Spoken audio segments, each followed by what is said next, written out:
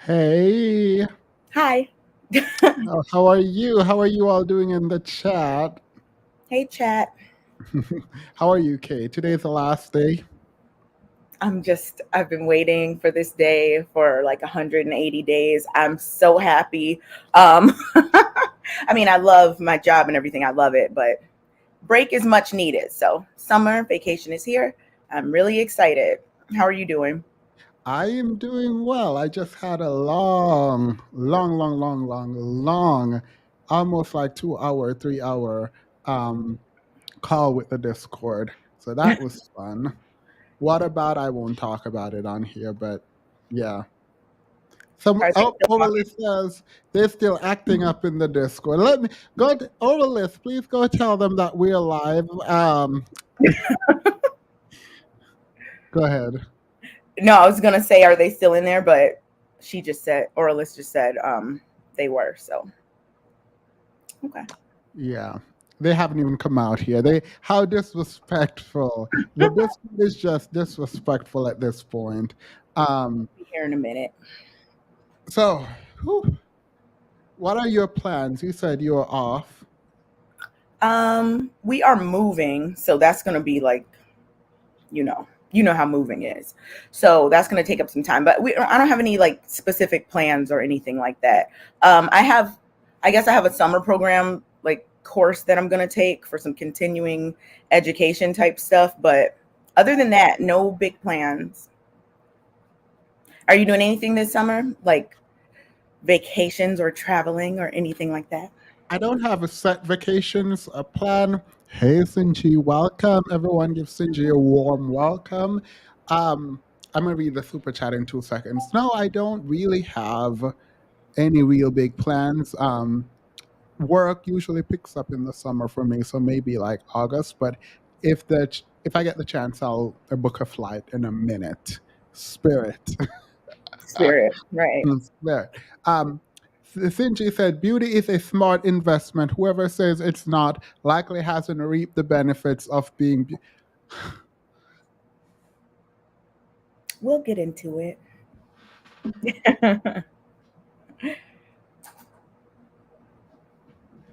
Someone put Sinji into. Someone is the moderator here. Can a moderator put Sinji? Don't actually do this. Someone need to put Sinji in timeout for this comment. All right. So that is what we're here to discuss. And we will be dropping, thank you, Sinji. We will be dropping the link probably at the hour mark to get you all to come and engage in the conversation. When I say beauty is a investment, without asking me to explain any of what that means, do you think it is a good or a bad investment and why? I think that beauty is a good investment. It shouldn't be the only thing you're investing in as it relates to yourself, um, and shouldn't even necessarily be the most important thing that you're investing in as it relates to yourself. But I think it is a good investment, um, just because socially, there are a lot of benefits of being perceived as beautiful. So I mean, I was reading something. There have been studies and stuff about how, like, even in the workplace, women are seen as more competent, more trustworthy, more capable, and whatnot, based on like wearing makeup, for example, which of course, you don't need to wear makeup. You don't need to do any of that. But I mean, it's not right, but it is what it is. Like, I think it's a good investment, because it just adds something else to benefits that you may receive in interactions with people in general. And I don't think that it's limited to just women either. I think that just having a put together, quote unquote, look, or keeping up, I don't know, your physical appearance in certain ways can be beneficial to any gender. And it's funny that I'm saying this because in my day to day life, I I mean, I care about beauty. Like, I do my skincare and take care of my hair, take care of my body, eat right, that type of thing. But like, I don't really get to fancy when I go places or do things. But I definitely think it's a good investment, though. You're on mute. Sharon, welcome to the membership. If you could, what is the best argument that beauty is not a good investment? I can see the arguments against beauty being a good or like the best investment because people might say that it could lead to self-esteem issues and things like that in certain people.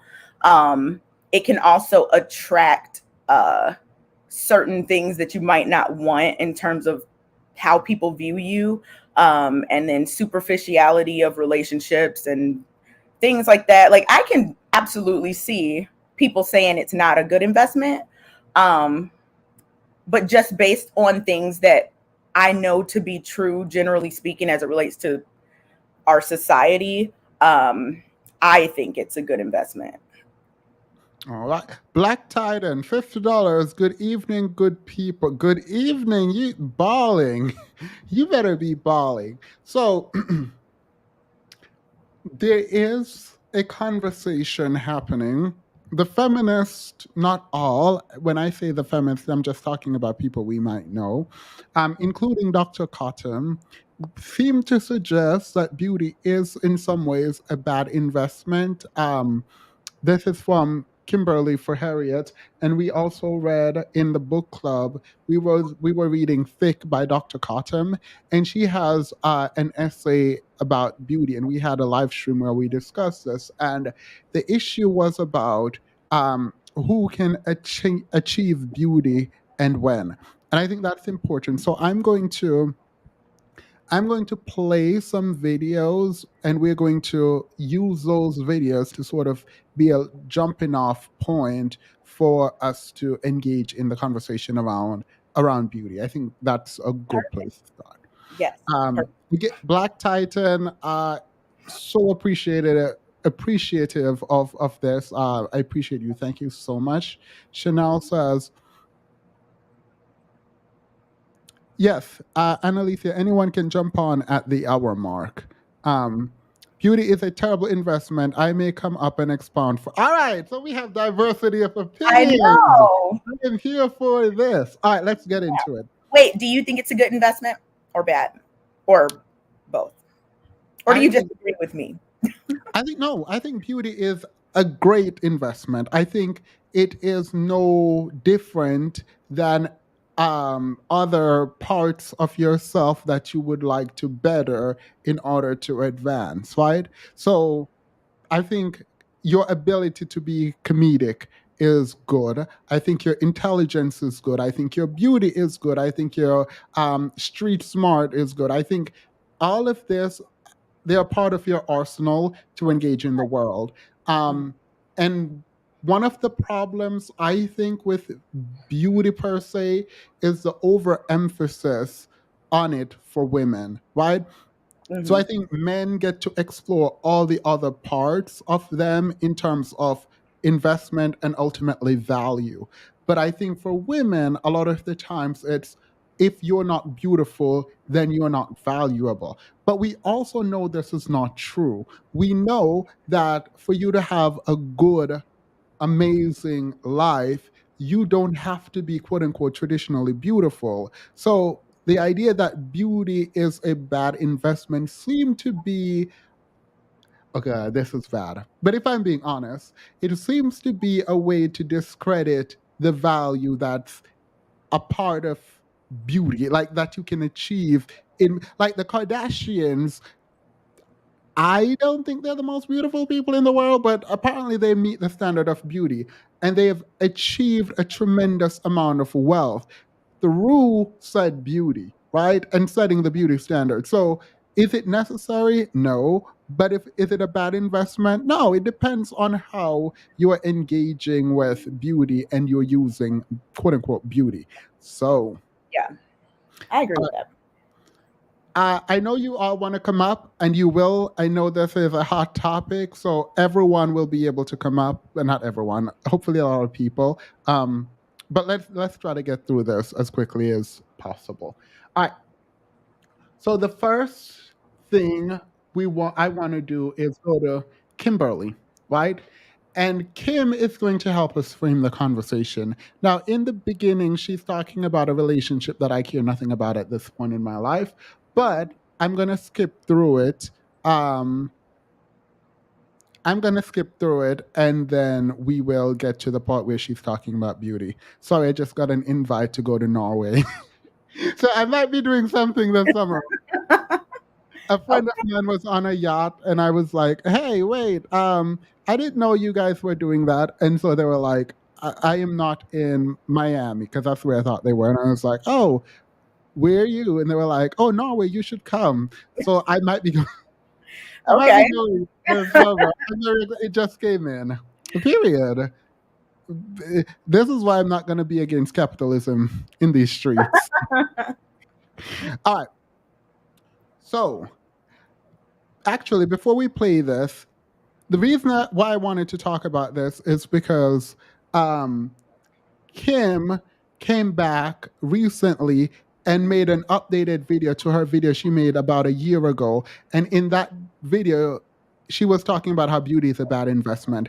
And in her updated video, she says beauty is still a bad investment. She's doubling down. She posted this a day ago. So she's doubling down on the idea that beauty is a bad investment. So I love Kim. I respect Kim. This is not an attack on Kim at all. Please, when you come up, do not reference Kimberly Nicole Foster at all. We're just talking about beauty. Sadly, we are using her video to do it. That is it. That is all. All right. And if you start responding to Kim or talking about Kim, you will just be removed without any questions.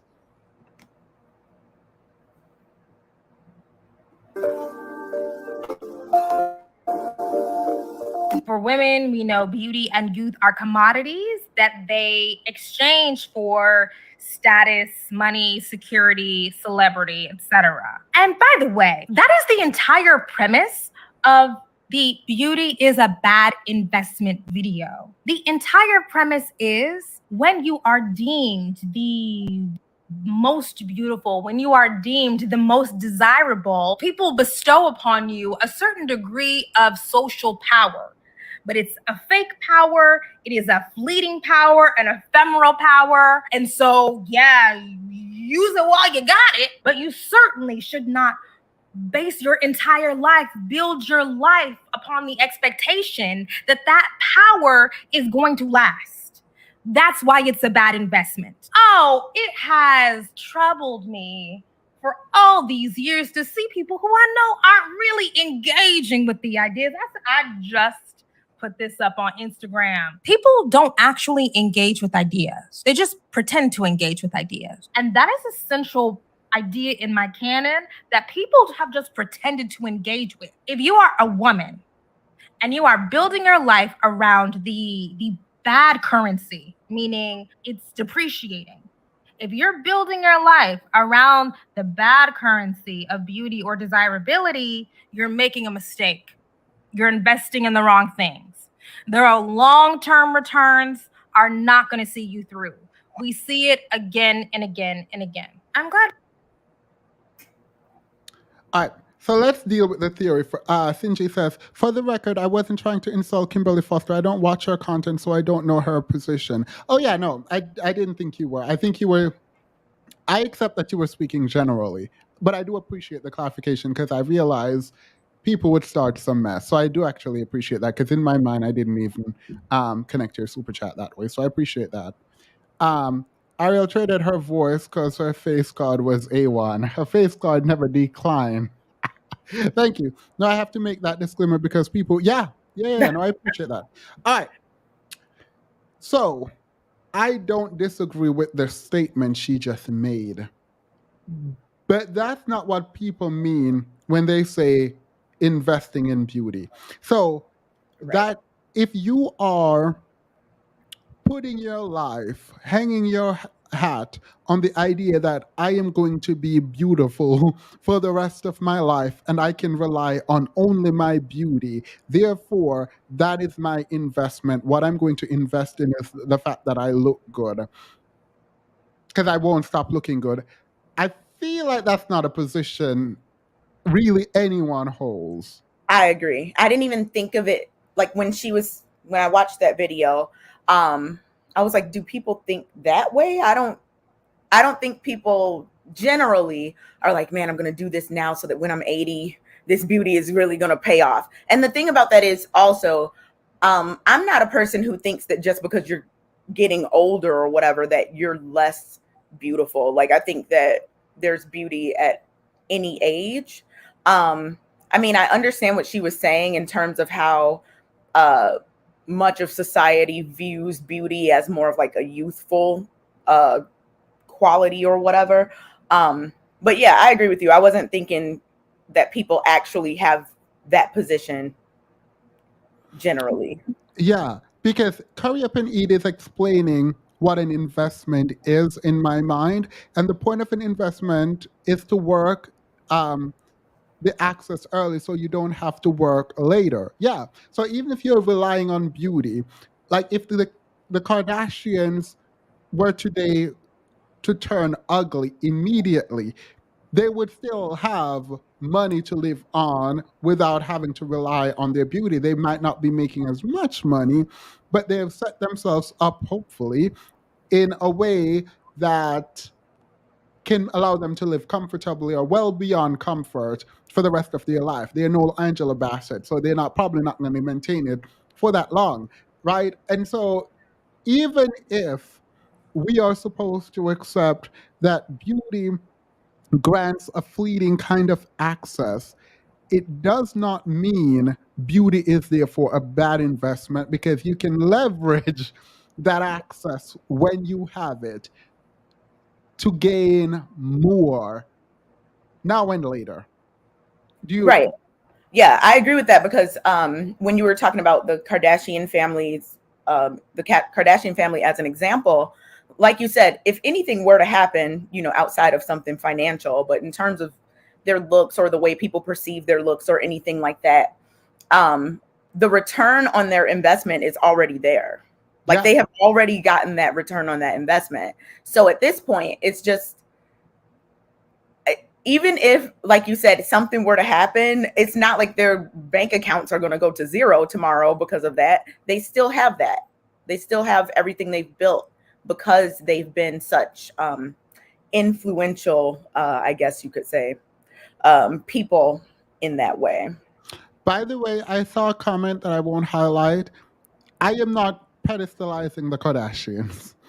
I am using them as a marker because they are the best example of people who have zero talent. Well, yeah, zero talent that used beauty to elevate themselves and maintain power through. I guess they do have talent in making themselves relevant, right? So, I mean, they admitted that they don't have talent. That was in one of their interview with the late great whatever. All right. So now that we know that her position is the same, let's go back in time to her first video. Um, People always assume the worst. Yeah, I don't know why. Thank you. No, that they are born into wealth is not the issue. It's whether or not you can use beauty to elevate. They were born into wealth, but not the kind of wealth they now have. That wealth they Yeah. did not have. How many women do this? Invest in their beauty, marry well, use husband's money to start a business, reap return on invest. Yeah, well, I don't know how many women do that, but I'm assuming that's what women are doing in their youth, or what the argument would be for you investing in beauty. Lori Harvey comes to mind, but we'll see where her business go. Paris Hilton for a time was the aesthetics for white people, but she was also born into a tremendous amount of wealth. So, all right. And a lot of people aren't like quote unquote ugly, they're just broke. I don't remember where I got that meme from, but there was Yeah. a meme that said, "You're not ugly, you're broke." And I felt that. Yeah. So here's what Kim had to say. How are you doing? I'm great. Thank you so much for asking. It's me, Kim, and I'm back for another video Today, we're going to talk about why beauty is a really, really bad investment. Recently, I've been keeping up with the scandal involving Antoine Fuqua cheating with Nicole Murphy. And in case you don't keep up with celebrity gossip, and congratulations, Antoine Fuqua is a former music video director, and he also directs feature films. And he was seen cheating on his wife with Nicole Murphy, who is popular on Instagram, and she's Eddie Murphy's ex-wife. And the problem is Antoine Fuqua is very, very married. The paparazzi caught Nicole and Antoine hugged up a couple of times in Italy. And honestly, the word on the street is that for that man, cheating is a pastime because he has 2 extramarital children. But Antoine Fuqua is currently married to an actress named Lela Rochon. And Nicole tried to clear it up, but she actually made things worse by coming out and saying that she's just an old family friend of the Fuquas, and she and Antoine just... I'm letting her tell the story at the beginning because you guys probably will need some context, but the story itself is actually completely meaningless for this. I was going to skip to like here where we move past the story into the theory, but I'm just going to play it because I don't want it to be so jarring. A friendly hello in Italy, but it's like, girl, come on now, we have eyes. And her even coming out to acknowledge that she is a friend of the family's means that she knew he was married. But I have no desire to drag Nicole. I mean, she was wrong, but only one of those parties is actually married. It's Antoine. So he's getting the majority of my scorn. While we all should have been using all of our energy to drag the cheaters, people, of course, felt it necessary to pull in his wife, Lela Rochon. Now, if you are not a fan of Black films from the 90s, you might not know that Lela Rochon was a very prominent actress. She was just stunningly beautiful, like a brown-skinned bombshell in the 90s. The role that I know her best from is in Waiting to Exhale. She played Robin. She's pretty much laid low for about 2 decades. We haven't really seen her in a lot. But back in the 90s, she was a gorgeous woman in her 20s and 30s.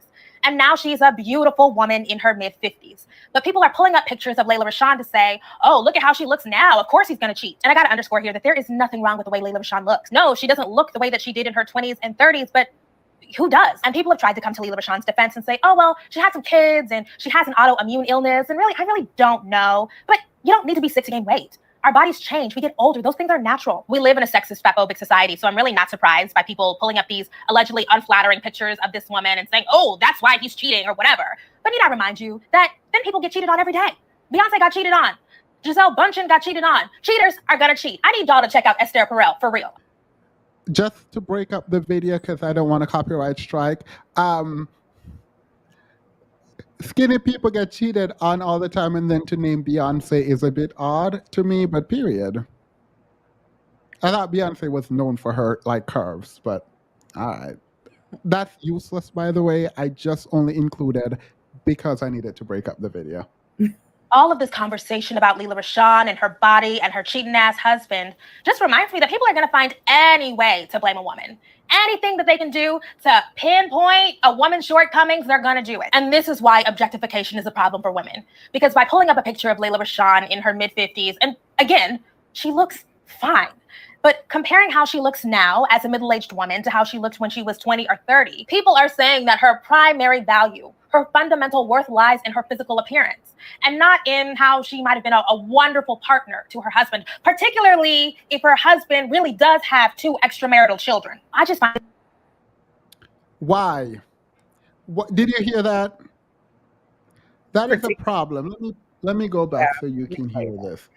Right here is a problem for me. I'll explain it, but I don't think if we ask him what she meant by this, she would own what she meant. So I'm going to play this again, and please listen to this.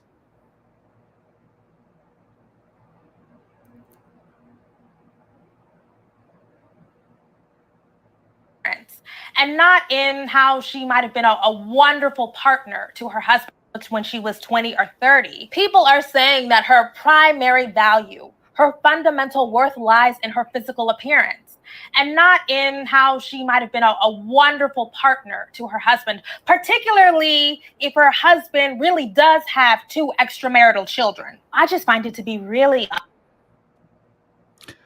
Why? Sorry, I'm putting Kim off the screen for 2 seconds. Why would she be praised at all for, why would we consider her primary value or any kind of goodness in the idea that you stayed with a philandering husband? Like, when she said that, I wondered the same thing, but then I thought that's not what she couldn't have meant that. Like, I thought maybe she meant something else.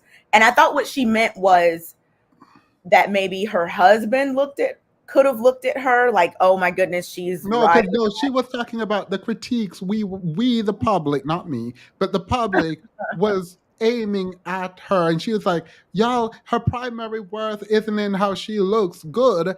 Why wouldn't you? It would be more okay, I guess, acceptable if you were talking about her being a good wife to a philandering husband with two Yeah, extramarital children." that part. I reframed it in my mind so that it would make more sense, because the way that like you just explained it and the way that she said it, I was like, that can't be what she meant. It can't be. And so I actually want to know what she meant. Like I actually like Kimberly, I know you're watching and she's not watching. Could you please explain that part of the video? Because I am confused as to what you meant by that. I think beauty is a good investment. I've seen firsthand how differently people treat me since I've gotten attractive versus when I was. You got a glow up, period. I still experience colorism, but now not nearly as much as when I was overweight and homely. Not homely. I don't know what to say. I want to say congrats, and I want to be like, yay, but like I don't know how to like praise this, but period. I love this for you. Live your best life. Demas, you should consider holding this discussion with sex workers, Instagram models, etc. I think they would offer an interesting perspective. Let's continue. I had to pause that because I was confused. Odd when people pretend to be shocked and disgusted by very natural things like aging and weight gain. When people argue that Lela Rochon earned a despicable husband by not defying the aging process, by not looking exactly how she did 20 years ago, I'm like, what does your grandma look like? What does your mom look like? Your sisters, your cousins, your aunties? Are we at a point where everybody, whether you're rich or not, is expected to age like Angela Bassett? Because I know all of y'all can't be living in Hollywood. So what do y'all see around you? Clearly, everybody's mom and aunts and grandmas aren't out here looking like Nicole Murphy. And she is a gorgeous woman. So is Angela Bassett. But it's just not realistic. Could it be that if a woman dares to be anything less than perfect, that our society will do whatever it takes to help men evade accountability for their actions? And I gotta tell you, it is super weird to see men point their finger at this woman and say, well, women have a responsibility not to change. You have a responsibility to keep yourselves up. And I'm like, do y'all realize that 3/4 of men will experience balding or hair thinning during their lifetime? Like, go back in time and find your hairline if that's so important to you. So there are a couple of things here. One, this is why I strongly discourage women in hetero partnerships from being ride or die, because that energy is very rarely reciprocated. I mean, just look at how much more likely a man is to leave his sick wife than a woman is to leave her sick husband. That's real. But two, beauty is just, it's not a great investment. And this is why I really enjoy having critical conversations about beauty and what it means as a system of structural inequality. Because a lot of times, feminists try to be fake about it. Like, oh, everybody's beautiful and it's just how we feel and we're reclaiming it. And I'm like, no, let's be real. Beauty is a form of capital. Beauty is a commodity that women trade for lots of other stuff. And men think that we owe it to them. That's what this Lela Rochon conversation reflects. But it's incumbent upon women, just for our emotional and psychological survival, to develop lives outside of the male gaze. We have to be more than just the men who want to fuck us. It's quite crazy that we're talking about these people. I want your response to that. I do agree that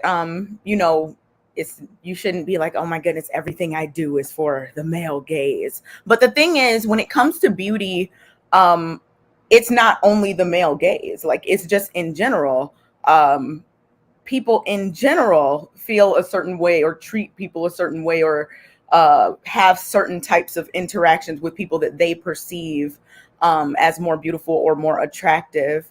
I think that there are a lot of harmful effects from, I guess, putting all the weight like on the male gaze specifically. So I get what she's saying, but it's not just the male gaze. Like even if there were no men, I think that people would, like, women would still care how they look. I think that a lot of times I've heard that argument before, that like when you do certain things, like it has to be because, the male gaze, but I don't necessarily think that's true all the time, at least not for everyone.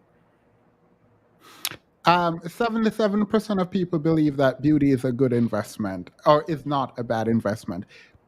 So I think the framing of beauty as a thing for the male gaze is an oversimplification of beauty. So I agree with you here.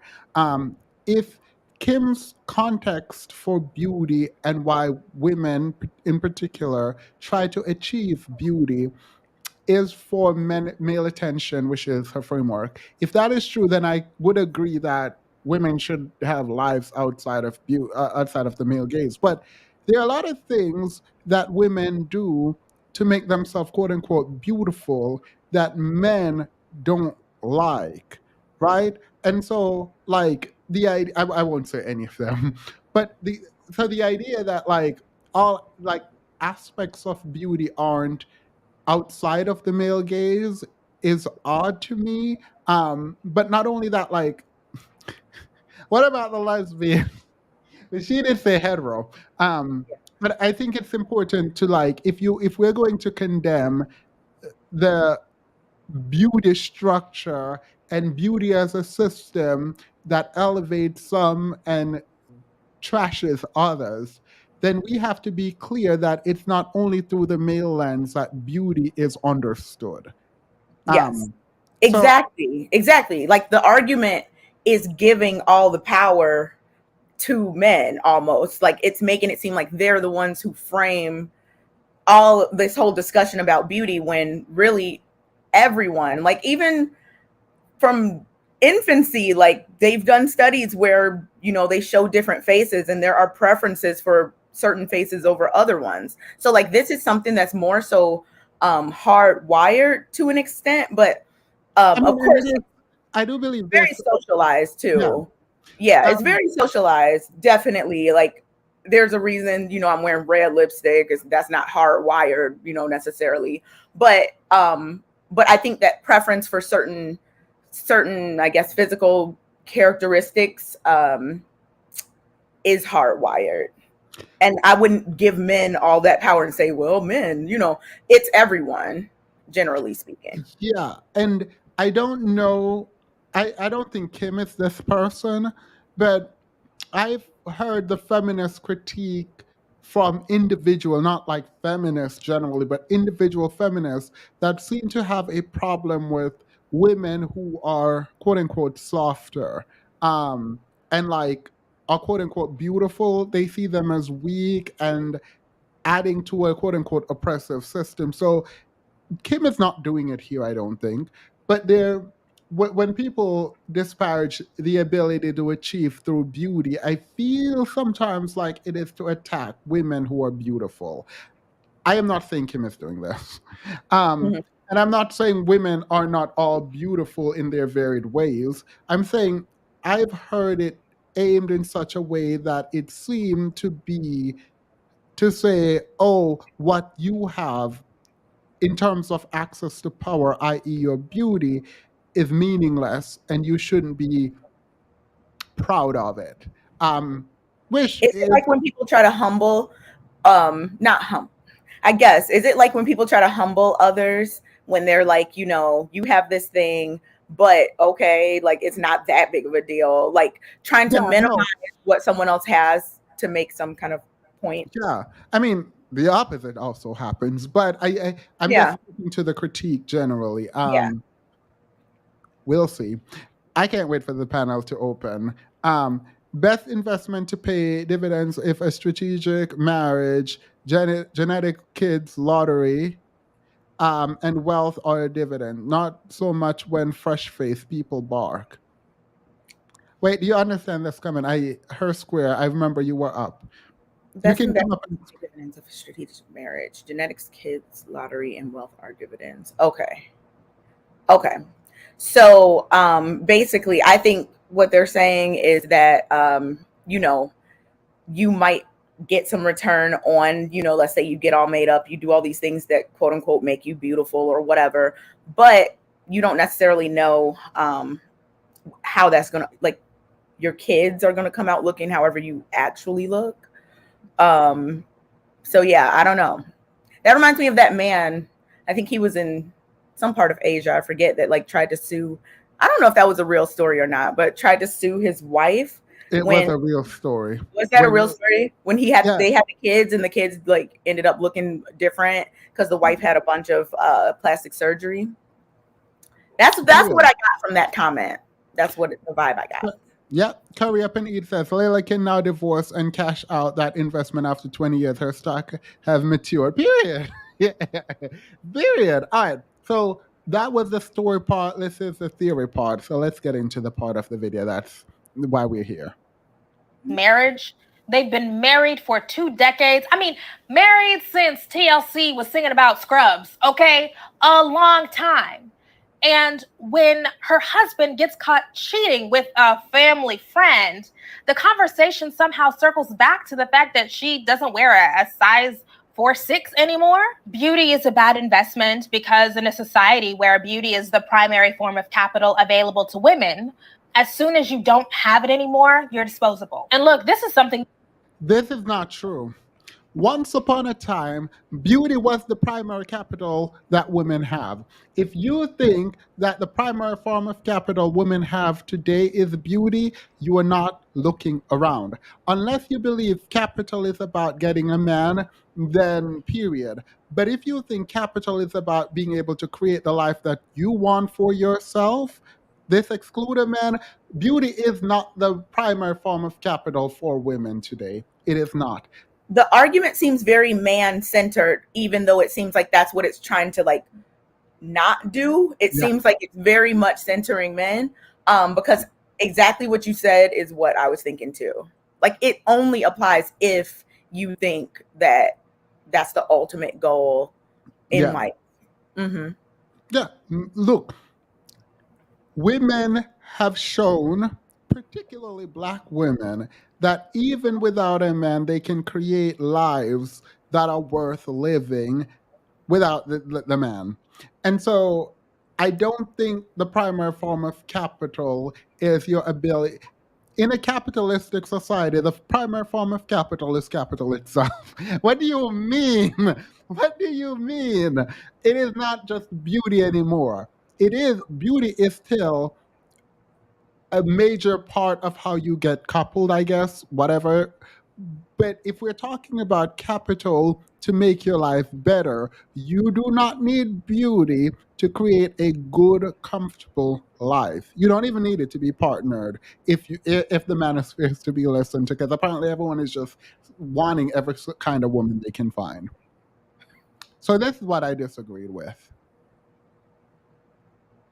That my thinking has evolved on tremendously over the years. I used to be so judgy, just ridiculously judgy of women who spent so much time and energy investing themselves in it, in obtaining it, in maintaining it, and capitalizing off of it. If beauty is the first and primary form of capital that many of us know, then it is also the primary form of power that most of us have access to. It's not wrong to want to be beautiful.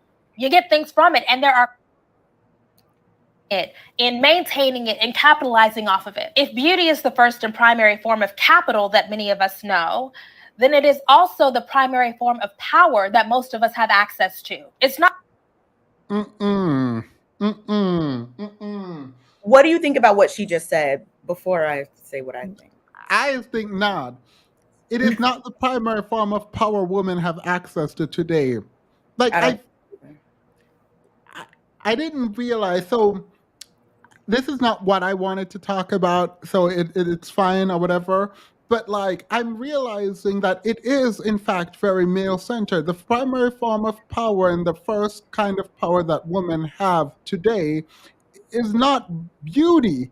Like beauty was useful when you wanted to get a man, and men were trying to decide who they wanted to be with based on how they look because women could not engage in the workforce. Today, women can create their own lives.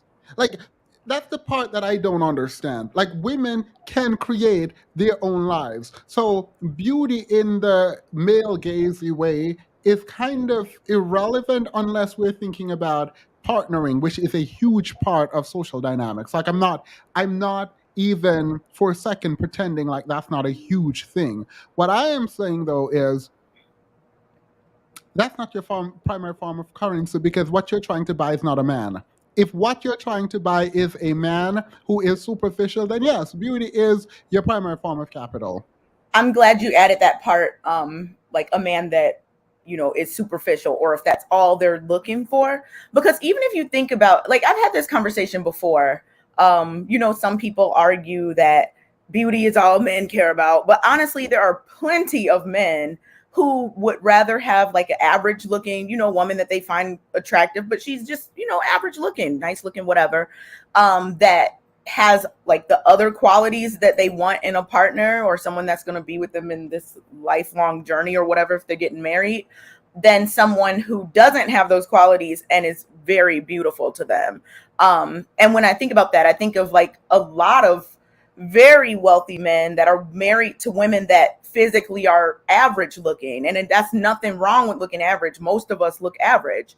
But just this idea that, I don't know, it's just really strange to kind of have that mindset that all men think that way, and also that women should be looking at it from that point of view in the first place. Yeah, pretty privilege exists. Beauty is a currency. I'm not disagreeing with it. I'm disagreeing with the build up to it, where it's like it is the first form of currency. It's like, no, you can go to school, even if you don't think you're attractive, and create for yourself an amazing life. Mm-hmm. You can be beautiful and also create for yourself an amazing life outside of men. If men and women treat you better in beauty, I'm trying to understand. I'm going to let it go and then we come back to it. I think she meant first power you're aware of, as in when you're a child. I don't think beauty, even if we're talking about child, I think children are like beating each other up. Boys and girls don't have the kind of differentiating characteristics we think they have, just as a general matter. We put them into pink and blue and whatever, but like on the playground, it's not like, oh my God, you're beautiful. Like the most popular girl in school in kindergarten is probably the one beating everyone up. From my experience, I haven't done studies on this. So the first form of power is actually probably physical power itself. I don't know. Just I don't see this the same way. But the panel will be open, and you guys can come up. The bullies were real popular, girl. When we were children, the bullies, boys and girls, were real popular in like kindergarten, and then the girls started getting beautiful, and then they started gaining access in different ways. So like, it is not a lie that beauty is a commodity and it gives access.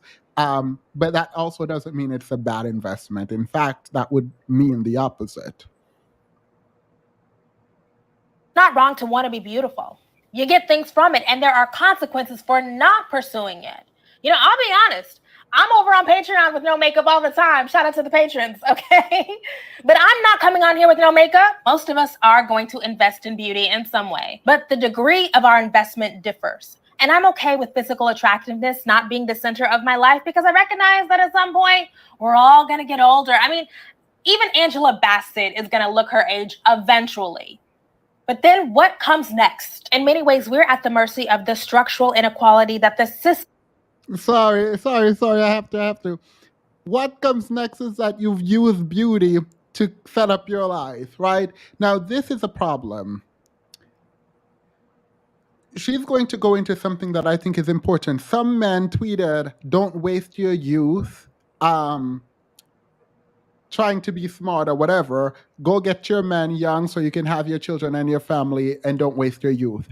I think this is such a big problem because it is the way men manipulate women into settling down and not focusing on their own education and building their own life because you want children and the biological clock. So I hate that approach. So when she gets there, we'll get there, and that's separate from this. Are you talking about when she starts showing those tweets from that man? Yeah. That's what you just said was exactly what I was thinking while I was watching that part. Yeah, but it doesn't mean that it's a bad investment. Just don't give up your power.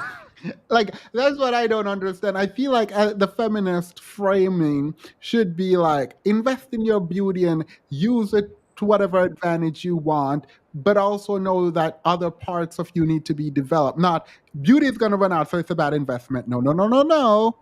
If you have it and you can and you want to survive in this capitalistic society, you can use it, but know that beauty on its own is not going to get you as far as you need to go. You need to develop in other areas. There are a ton of women who are drop dead gorgeous who do not know how to use their beauty to move beyond their current circumstances. So beauty on its own might not be the greatest, but couple it with other things, and well, we have a powerhouse in the making.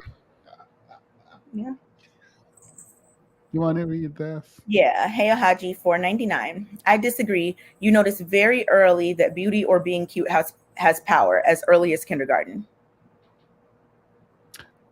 Look, there are people when being cute as a child is not the same as beautiful, I don't think. Because when I was younger, my eyes went downward, and in Jamaica it's called sad eyes, and I could get anything I want. As soon as I lost those sad eyes, I was done. People just, I would get in trouble, and no one would do anything because my eyes went down. So I don't know. I don't agree, but we'll open the panel for you to come in. Mm-hmm. Beauty is one of your first tools for your toolbox. I could agree with this statement. We'll get into it. Yeah. System of beauty creates, and it is a system that's important to note. And a lot of men recognize that, and they take advantage of it. And I do have an example. While lurking Twitter recently, I saw some outraged tweets directed at a man named Stefan Molyneux. I don't know who that is, but he has a whole lot of followers, and apparently he has a huge YouTube channel. But this is what he said. Ladies, have your babies in your 20s. Your career can wait, but 90% of your eggs are gone by the time you are 30 years old. Also, 95% of the good men. Don't squander your youth and beauty on vanity and money. It's too long a life to be old without children. The next one is a reply. Generally, family is very kind to aging women. Your grandkids don't care how pretty you are. Women should use their youthful beauty to build a family. It's just that simple. You miss that boat, it sinks forever. Next one. Come on, ladies. You know this as well as I do. All the attention you get from men when you're young will dry up in your 30s, leaving you just another sagging face in a crowded cat shelter. Use your power to build a family, not for silly vanity and free drinks. Obviously, this upset a whole bunch of people, but I think more people than you think believe what Stefan believes. And of course, I don't think that women should have kids just because they're afraid of getting old and ugly. But Stefan is right that we treat aging women like shit. And people who believe what Stefan believes use that reality to try to coerce women into socially prescribed. Before she continues, can you tell me what the problem is with what she's doing right now? What do you think there's a problem with what she's doing? You know, I try not to assume, but it sounds like the same thing. Like the whole premise is that as you get older, like it sounds like the premise of the argument is it's not a good investment because as you get older, it fades. But then saying like society treats aging women this negative type of way, but it's like you also just believed that because you just said that as you get older it fades away. Because if you don't believe that it fades away as you get, like if you don't also subscribe to that, then it's all done. Like then be. But the thing is, not only that, because yes, that's also what I'm getting, but I underscore it with the idea that even if this is all true, it doesn't mean beauty is a bad investment. Like, Yeah. if Yeah. you want to have children, and this is what the structure for having children is, and then you want to get old and have children and family and blah blah blah, it's not going to stop the man from cheating. But it doesn't therefore mean beauty is a bad investment. Again, how are you managing this investment, essentially, is my next question. Yeah. My And you don't have to be like in your early 20s or mid 20s even, or late 20s or even early 30s to have kids. Like you don't, I think that a lot of people like try to rush women into having kids, like maybe before they're ready or maybe before they want to, just because it's like, okay, you're 22, now is the time. And I don't necessarily think, especially nowadays, that that's how you have to operate. Like if you are not ready until you're 30, wait till you're 30. I mean, I understand the biological things that come along with aging as it relates to reproduction and things like that, but it's not like you just flip a switch at 32 and now you can no longer, like, it just doesn't work that way. So I mean, and you can definitely adopt. So the idea that men are going to weaponize, which they are going to weaponize youth as an element of beauty against women to force them and manipulate them into relationship. Yes, that is true. It still does not mean beauty is a bad. Like, sorry, there's let me still a continue. return. There's still a return on the investment If that is what you if that's what want. you're doing. Yeah. My Wi-Fi sucks. I was constantly being told how uniquely beautiful I was as a child. My sis and I, Def noticed as early as 7 how often men stop to tell us versus other children. Just facts. Um, Ew, men. I feel like you said men and children, and I'm getting grossed out by this. Um, You that's would not be a really grossed privilege. out. I guarantee if every single woman in the chat put the age that the first time a grown man hit on them, you would be even more thoroughly disgusted than you are maybe feeling right now. But that's not a privilege, though. Like, No, it's not. It's like, gross. yeah. But, saying a kid is cute or something doesn't mean somebody's a creep. But I was just saying, like, when you brought up the feeling disgusted, I was like, if Girl, only they're you dropping their knew. age. And I knew it was going to be that. I knew what the ages were going to That be. is disgusting. It's a very, very commonly shared experience amongst women and girls for this to be the case, unfortunately. Ugh. Girl, there is 10, 14, 12, 5, 7. No, it's disturbing. Let's not even talk about the studies that the more attractive babies get picked up more and get more attention from caregivers. Beauty privilege is really real, and society recognize it early. I do think beauty is real, and I do think um we recognize it, but it's not like when you're a child, it's the same for men and girls, and then it shifts over time. But what I'm saying is the primary form of power that women have today is not in their beauty. To say that is to diminish the amount of power women can and do have outside of beauty. If beauty was the primary form of power for women, that would make sense today, because a lot of women who are quote unquote average do extraordinarily well. And a lot of people who are beautiful don't. And it's not just, oh, beautiful women consistently are at the top of the socioeconomic ladder, and the exception are the one and two quote unquote average women. Women all over do really well when they go to school, become lawyers and doctors, regardless of how attractive you might find them. So beauty is not the primary form of power unless you're describing power as the ability to have a man or partner. Let's say that. And there are just so many things that people can do and have been doing since, forever, I guess, in terms of enhancing how they look. Like, you don't Yeah, have to be the most, like, I don't know. It just, I think it's a good People investment. like the halo effect and like stuff.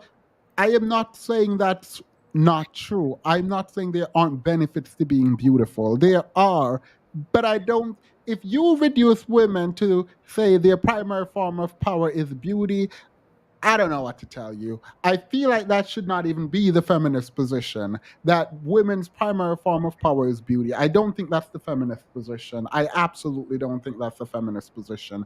I don't know where they got that from, but that's definitely wrong. Your primary form of power as a woman is not your beauty. And if you think that, then you're giving up a lot of power. I feel like you're giving up a lot of power. But I'm not a woman. So if you, as a woman, believe it's your primary form of power, then period. Remember the convicted felon people swoon over, he got a model contract on release. Yeah, that was a man. Men also have the halo effect, they also have beauty. All of this is real for men too. But men are allowed to access the other parts of them that can propel them to success that is not reliant on beauty. And I think in today's society where women can have access to the capital markets, broadly speaking, I don't think it's your primary form of power. But if that's what you believe, I'm not about to fight you on it. If you And do, I think people are like, you're not saying that it doesn't matter or hold any power. You're just saying it's not women's primary form of power. and if women think so, then period, it is. I'm not gonna. I am not here. In my opinion, from an outsider, I don't see it as women's primary form of power. But if you, as a woman, think beauty is your primary form of power, then period. Who am I to tell you you're wrong about your own experience? The point is, you're made aware of beauty early.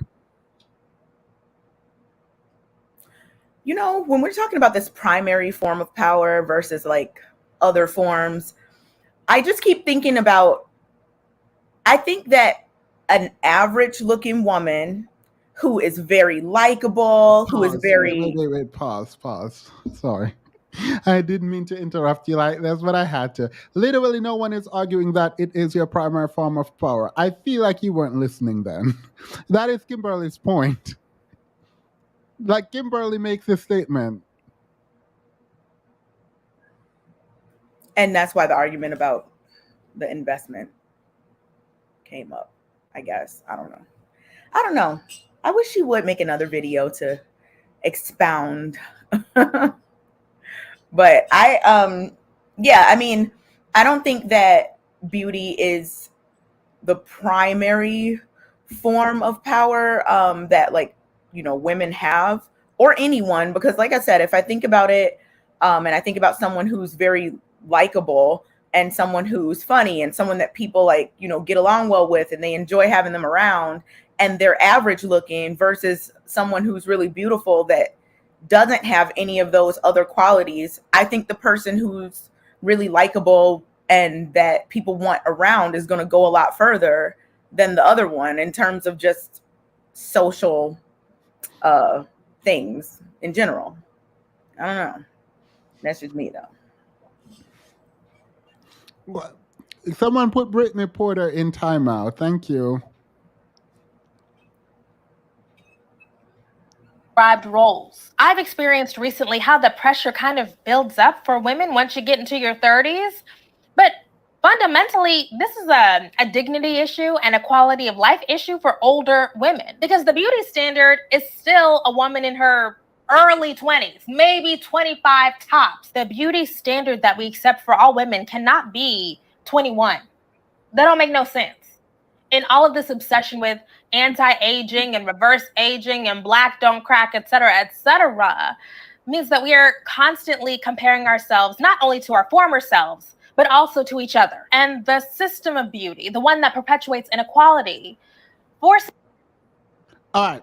I'm going to open the panel up. It's about to open. Please come up, because I'm very sure Kim says beauty is the primary form of power for women, and says first and primary also to follow up. Am I mistaken, Kay? I agree with what Level Up Single Mom said, that her argument is that it's a quick fix and it's not reliable, like, in the long term.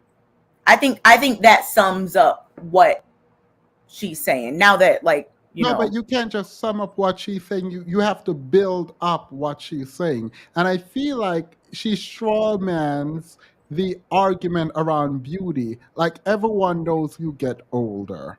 And everyone knows that getting older is usually, for most people, not what they consider beauty. So to say that beauty is a bad investment is to ignore the ways in which people invest in beauty. Like obviously try to maintain your youth, that's part of a marketing strategy, but whatever. And ultimately, you are trying to get as much out of your beauty as you can, knowing that it's depreciating. Like I feel like it's a straw manning of the argument from Kim. Do you think that because she is framing her argument this way, that she's putting a lot of emphasis on beauty, and that's why like you're getting the vibe that she views it as the primary? I Because am I not know getting she a said that. vibe. She Did says she this. say that? She said it explicitly. Oh, I don't remember if she said it explicitly. Well, I'll go back after we Yeah, finish. Remind me yeah. that I need to go back to play that. Okay, I will. In Because terms I of, think a lot of people are confused. I mean, not confused, but wanting that clarity. all right, I will go back.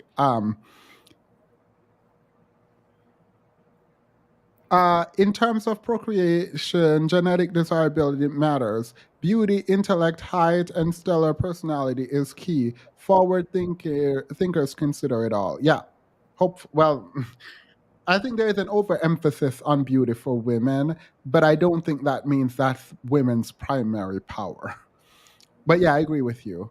Seduction is a woman's primary form of power. Wait, what? Okay, so maybe that's why I am wrong. This is probably where I'm wrong, because I don't actually agree with this. Once upon a time, seduction was women's primary power when they didn't have actual power. Women have actual power now. And by actual power, I mean leadership capacity because they can engage in leadership roles. They like, More access than yeah, before.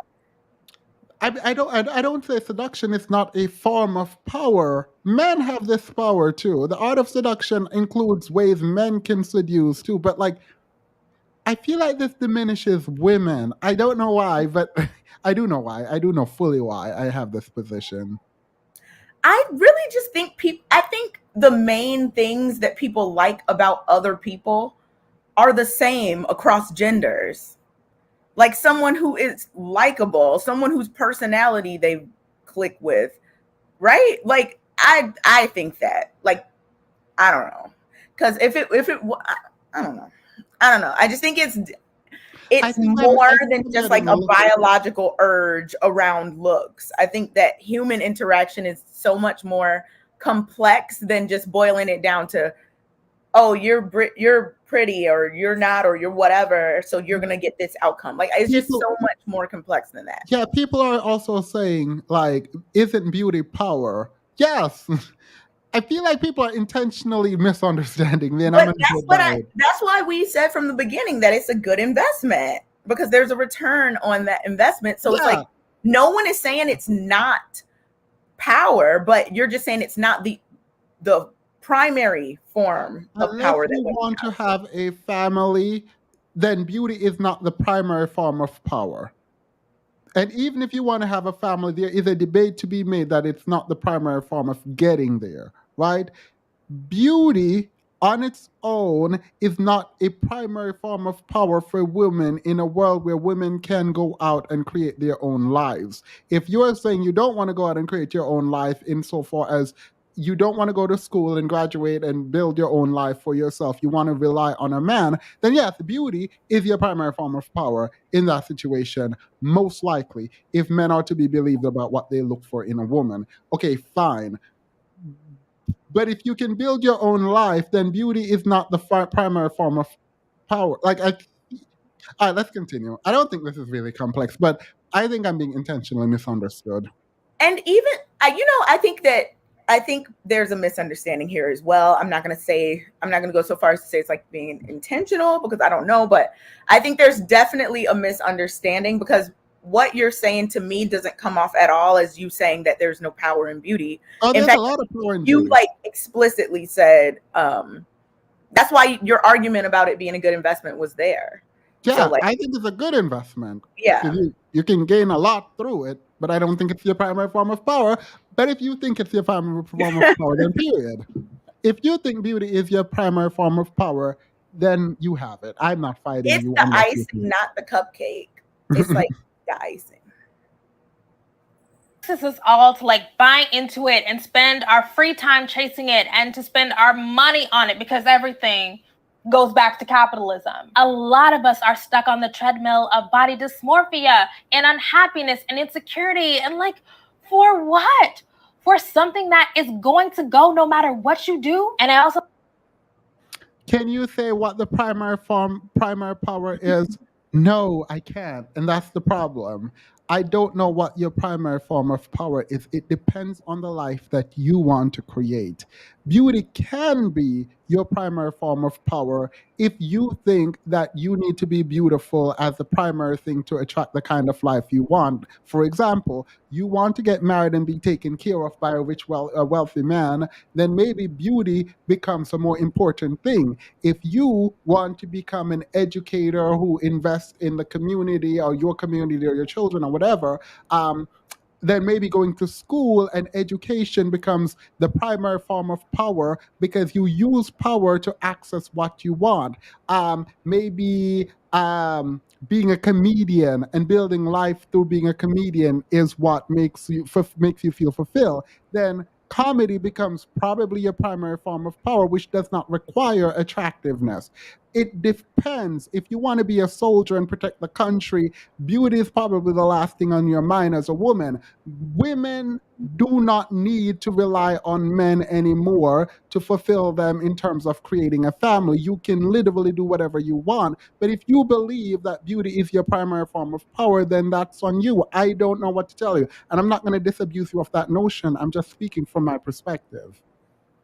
And then if we just also think about, I mean, and this is not a question like that I'm going to answer because I don't know necessarily. But if we think about the most powerful women, like let's say the top 10 most powerful women, if you Google top 10 most powerful women, are they all going to be like IG models, or are they going to be more average looking? Exactly, which answers the follow-up question from Miss Jigglypuff now. That's true. However, I think pretty women move up higher in the world, even in careers. Please look around and say that again. And again, like no shade to anyone, because most of us are average looking, but most people are average looking, like in terms of looks. That's just the reality of how averages work. But I promise you, the pretty woman is not going to become a doctor faster than the woman who is better at being a doctor, like and does better in school. Like, it's just not going to happen. Now, if there are two doctors and one is really beautiful and one is really not, or whatever, then there's an argument that can be made there.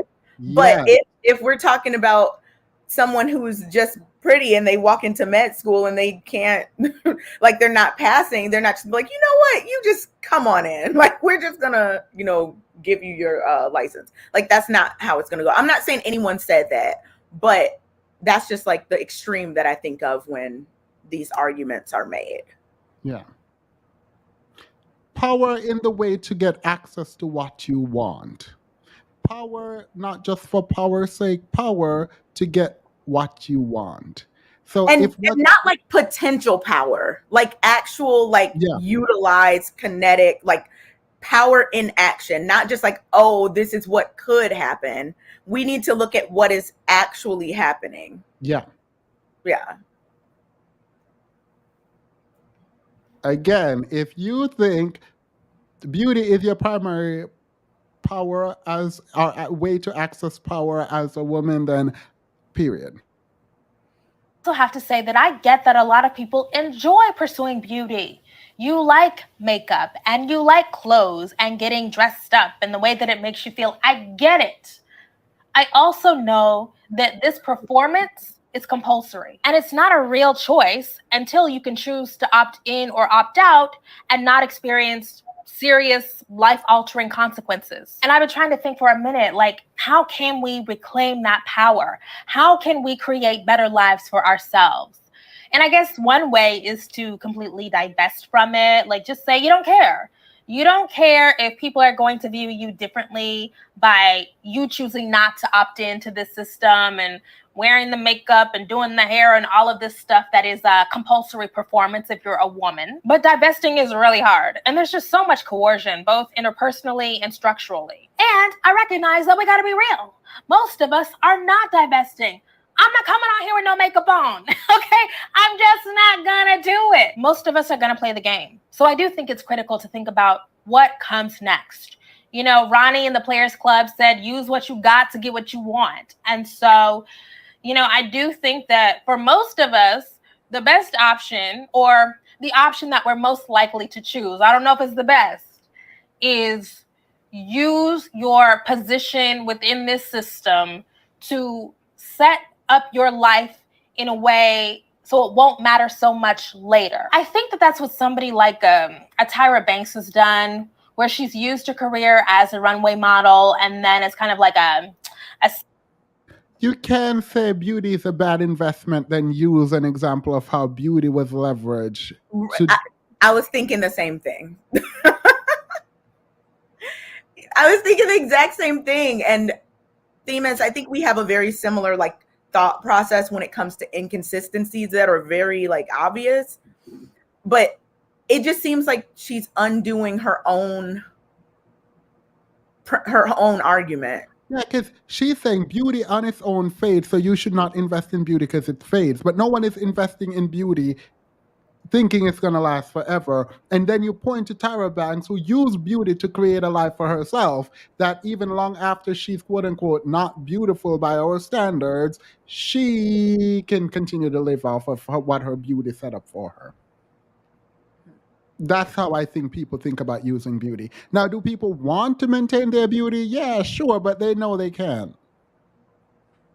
Bring your cute and we might get this MD, period. Sexy Sports Illustrated model to create all kinds of businesses and television production. And she had that makeup line and she's doing all kinds of stuff so that once that commodity, that capital that you used to have, once it kind of wanes, you have an. I hope people call in who agree with Kim and give example of non-beautiful women who are higher up in the world. LOL. But that's what we literally just didn't we just talk about that, how like if we Googled the top however many powerful women, that they would more likely be average looking than. I'm not even going to do it because I'm not about to go look. I'm not calling anyone out specifically because that's super disrespectful. Yeah. Sinji, exactly. Wait, let me read this and get to Sinji. Maybe she means it's a bad investment because no matter how hard people try, they will never meet the mark, i.e., race, color, etc. I feel like that would be a better argument. I can get that, yeah. You can never be like perfectly beautiful, but even that would also be a straw man after argument because it's like that's not what people want. People want what beauty gets them. Yeah. Beauty itself. Well, some people want it, but yeah, no, that Sanderson sisters, yes. And thank you, Sinchi, because period. Intellect fades too. It's called dementia. Everything fades. Period. So this over focus on things fading. Yeah, people are like, team is getting cancer. Period. I'm not like Don Lemon. Don Lemon up here talking about people past their prime. Now he fired. Ain't nobody got time for that. Thank you, by the way, Sin. Opportunity to just be free and do what you want. And maybe you want a family. That's fine. But you shouldn't be coerced into that. You shouldn't be forced into that because, oh, you're going to be old and ugly. Nobody's going to want you. Maybe the life that you want to set up for yourself looks like, I don't know, living happily with your 5 cats or building a business or whatever. I think it is critical for women to imagine a life beyond beauty because most of us are just not going to reap appreciable returns on the amount of time and money and energy that we invest in pursuing it. When it comes to this stuff, I go out of my way not to be preachy because it's hard. Life is difficult and messy. And also, I'm trying to figure it out too. I don't have the answers. I say this all the time. I am in this maze too, but I certainly think that being mindful helps. I think that it's useful to critique it. I just want all of us to be happy and fulfilled and free. So how are we going to get there? And I just don't think that pouring ourselves into that thing is it. We see how women who used to be beautiful are treated. We see how they're ridiculed and maligned and sidelined. It ain't worth it. Anyways, I don't like that. I was so with her. So, like, if you're beautiful, you get to use that. And even if you're going to be ridiculed later, you can accumulate as much as you can with that right now until you're sidelined. But to pretend like they don't see it, like there are specific kinds of privileges that are associated with beauty. It's odd to me that you can literally leverage for the rest of your life if you use it well. It's not just beauty on its own, it's beauty and brains, I guess. But anywho, let me hear, because I was with her. I'm all for the ending of this. I think you should be critical. I think over reliance on it can be an issue. I'm with her for all of this part, except this. Like, sure, they're gonna be maligned, but like, should they not? Whatever. And while we're talking about this, and like I'm just thinking about it more and more, just because someone's average looking doesn't mean that they can't be perceived as beautiful either. Yeah.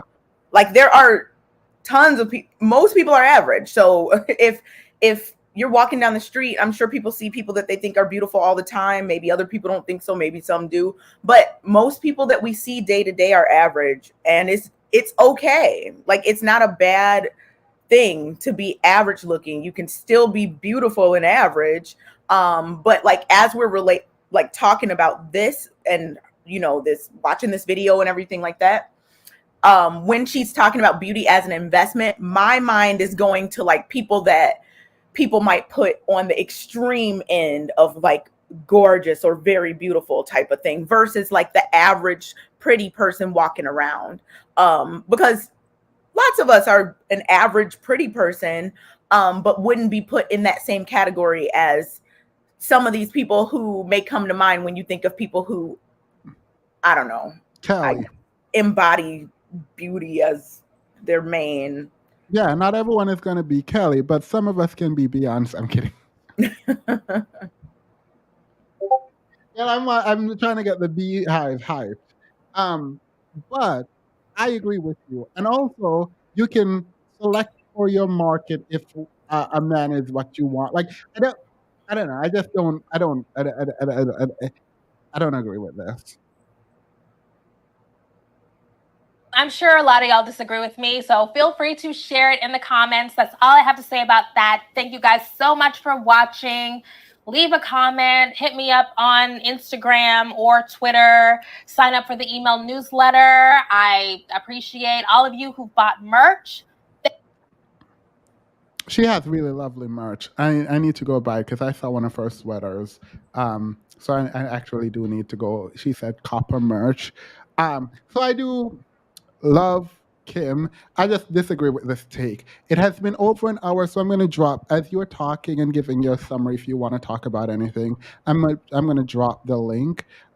If you bring up Kim's and not to talk about her point, Kim's name, you're going to just be removed because I'm not allowing a disrespect of her. So that's that on that. Yeah, her take, while, as we discussed, some things seemed a little inconsistent or, I didn't necessarily agree with everything. I respected her take that she had. Like, I'm not mad at it. I just don't fully agree.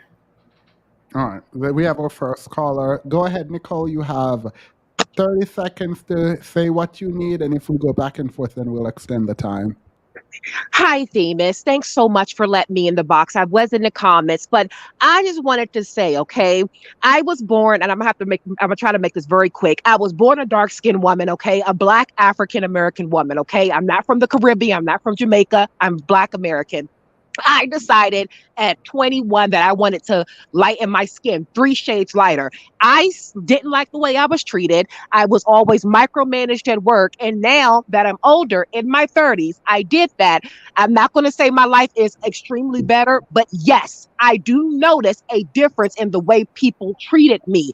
Okay. So I strongly believe, being a dark skinned woman, that I had to try extra hard to be beautiful. I couldn't just be basic like am originally. I can't just be basic, go outside looking plain and enjoying my life, because I'll be called ghetto. And I've been called these names all my life, Themis. And it was horrific. And being a woman in this world, just a Black woman, a dark woman at that, and trying to be beautiful, if I try to wear lipstick, if I try to wear weave, if I did anything, I was always told, why are you looking like that? You should not wear that. And so it was very hard, and it really stuck with me. And so I did it, Themis. I did it. I light in 3 shades, and I did it, and I did it, and I'm done with it.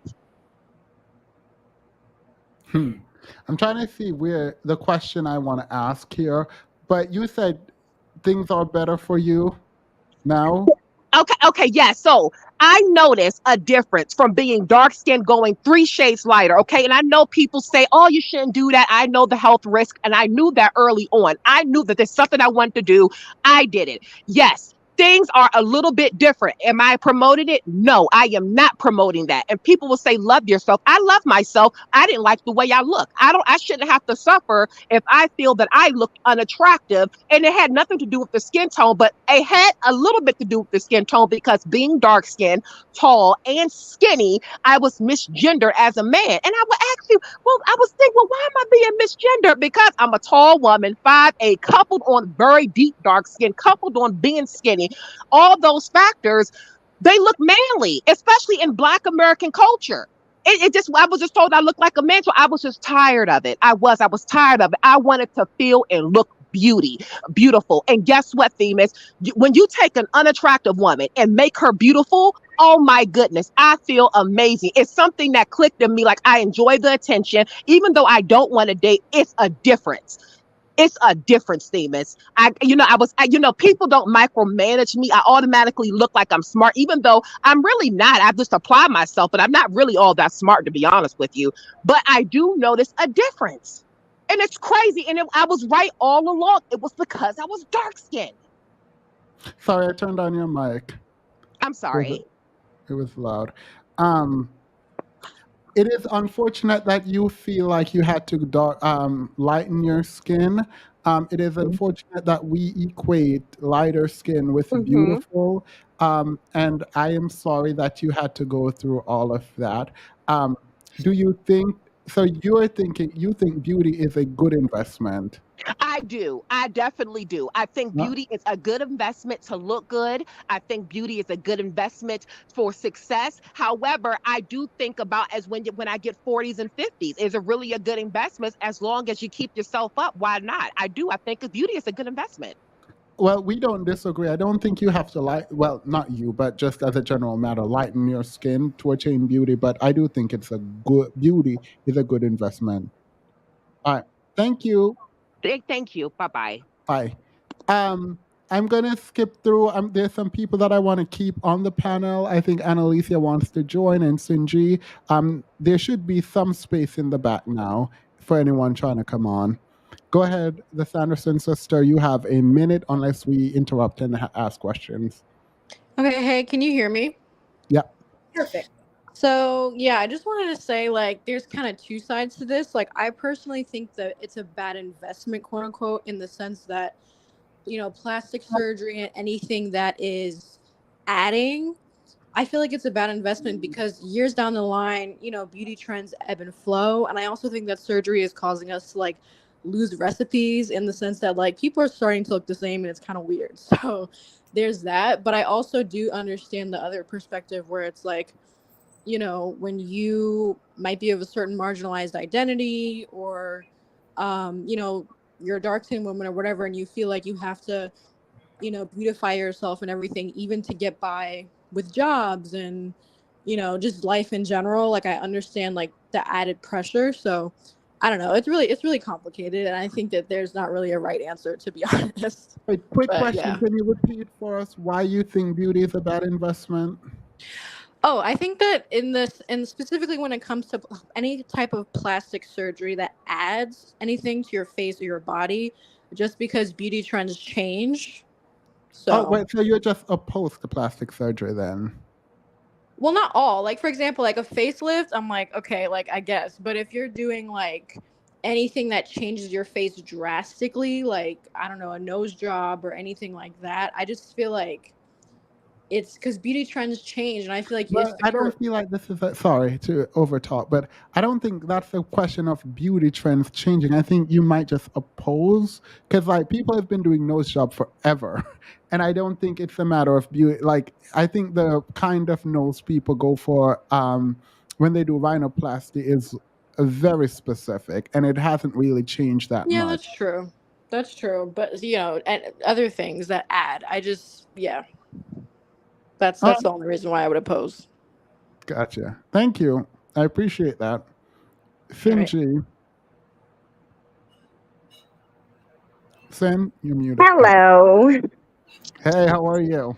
Good. This is a very good discussion, one that unfortunately I have to carefully pick my words with and tread lightly.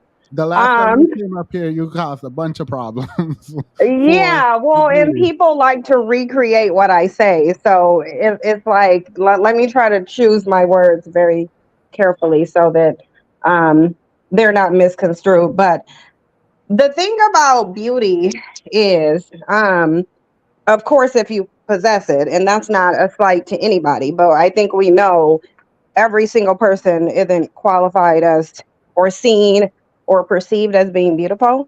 Um, if you do have it and you live in the world of beauty, you learn very quickly why it's a good investment. You understand the benefits of it, which greatly outweighs the cost of it, because there is a cost to being beautiful. Um, to a degree, in some instances, I think that being beautiful can override situations like being a minority. Like some of the most beautiful women in the world are dark skinned Black women, like Naomi Campbell. I don't think anybody, Iman was one of them as well. And I would just wonder how much those women dealt with colorism.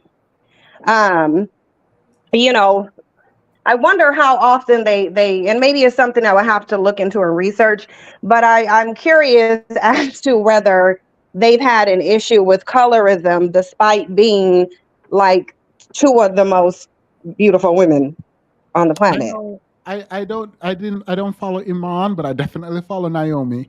Naomi has talked about colorism and having to deal with colorism. Okay, because I know one of the thing is for Black women specifically, because I know the lady who was, I don't know her, but I listened to what she said. Um, the thing is, and it's because I've experienced it before myself, not necessarily with skin tone, but in terms of other races of people, I have heard like, oh, you're beautiful, are you mixed? You have to, it's almost like you have to be mixed with someone in order to be seen as beautiful sometimes for Black women. And that's not to try to undermine, colorism or the plight of Black women, because obviously they have a very big plight when it comes to colorism. They tend to be most specifically the Black man's punching bag. Dark skinned women tend to be, but I do think that when it comes to beauty, that some of the standards are very different when it comes to Black women. But I also think, depending on how beautiful you are, sometimes that can appear to overshadow other issues and hindrances that you may have as a Black woman. Because obviously, if you have a Black woman who is considered beautiful and you have one who's not, clearly the beautiful one is going to be perceived very different than one who isn't.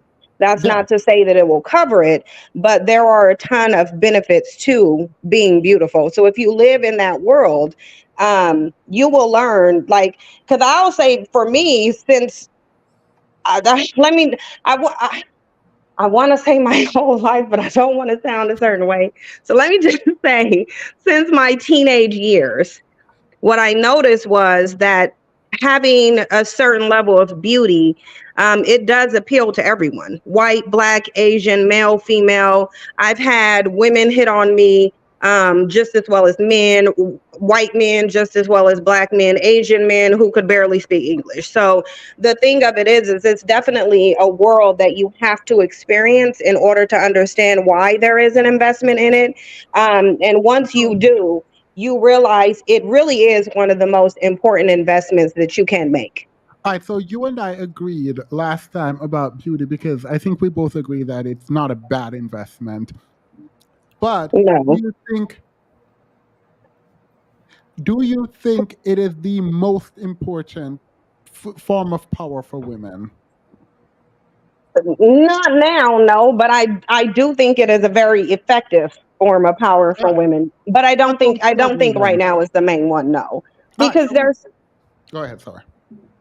Oh, I was just going to say there's just too many things that women can do and too many ways that women have contributed in society for beauty to be at the forefront of it. And because a lot of these things have been made, a lot of these accomplishments have been made by women who would not be considered beautiful, but they still made the accomplishment. So I don't think it's the primary thing, but I think it's hugely important. And I think that in a superficial image driven society where people are literally judged on everything from the way they style their hair to the choice in clothes, it just doesn't sound intellectually honest to say that it's a bad investment in a very superficial society. All right, I'm annoyed because I thought this was a moment for you and I to debate. And there's nothing to debate about.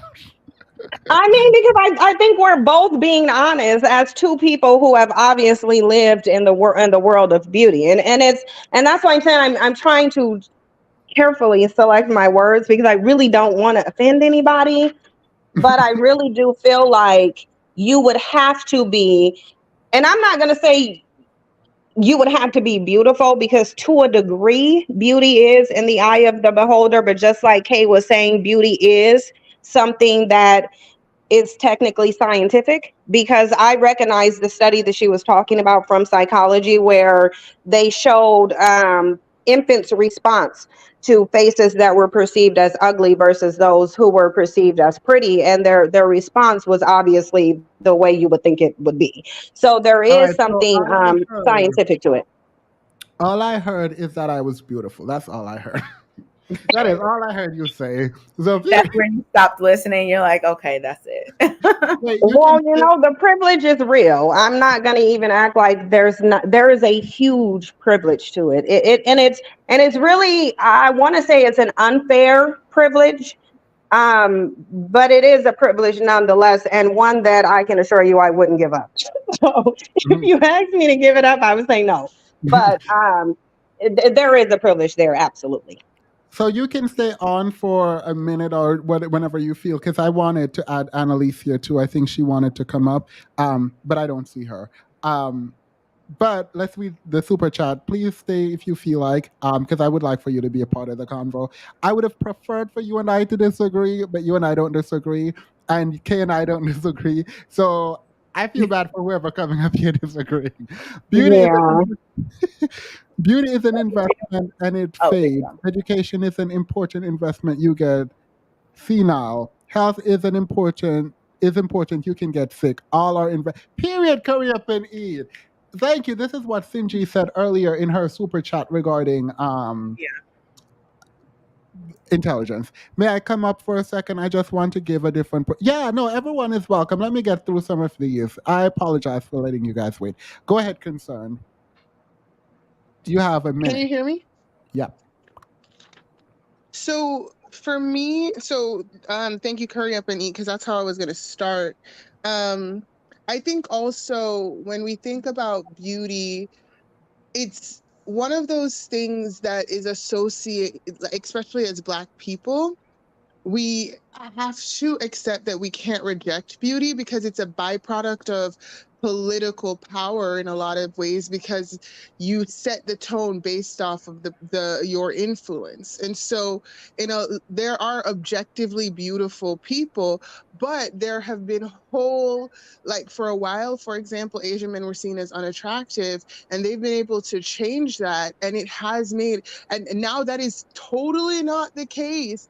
And the more power China, for example, specifically has had, like, when we there's a reason why, for example, different cultures You have can provide it. insisted on the beauty of their people.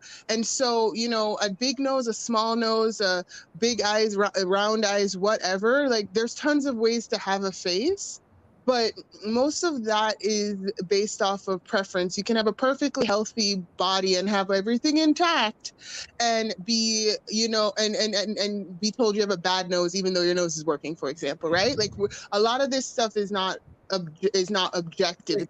And Wait, so I don't know. Are you saying beauty is a good or bad investment?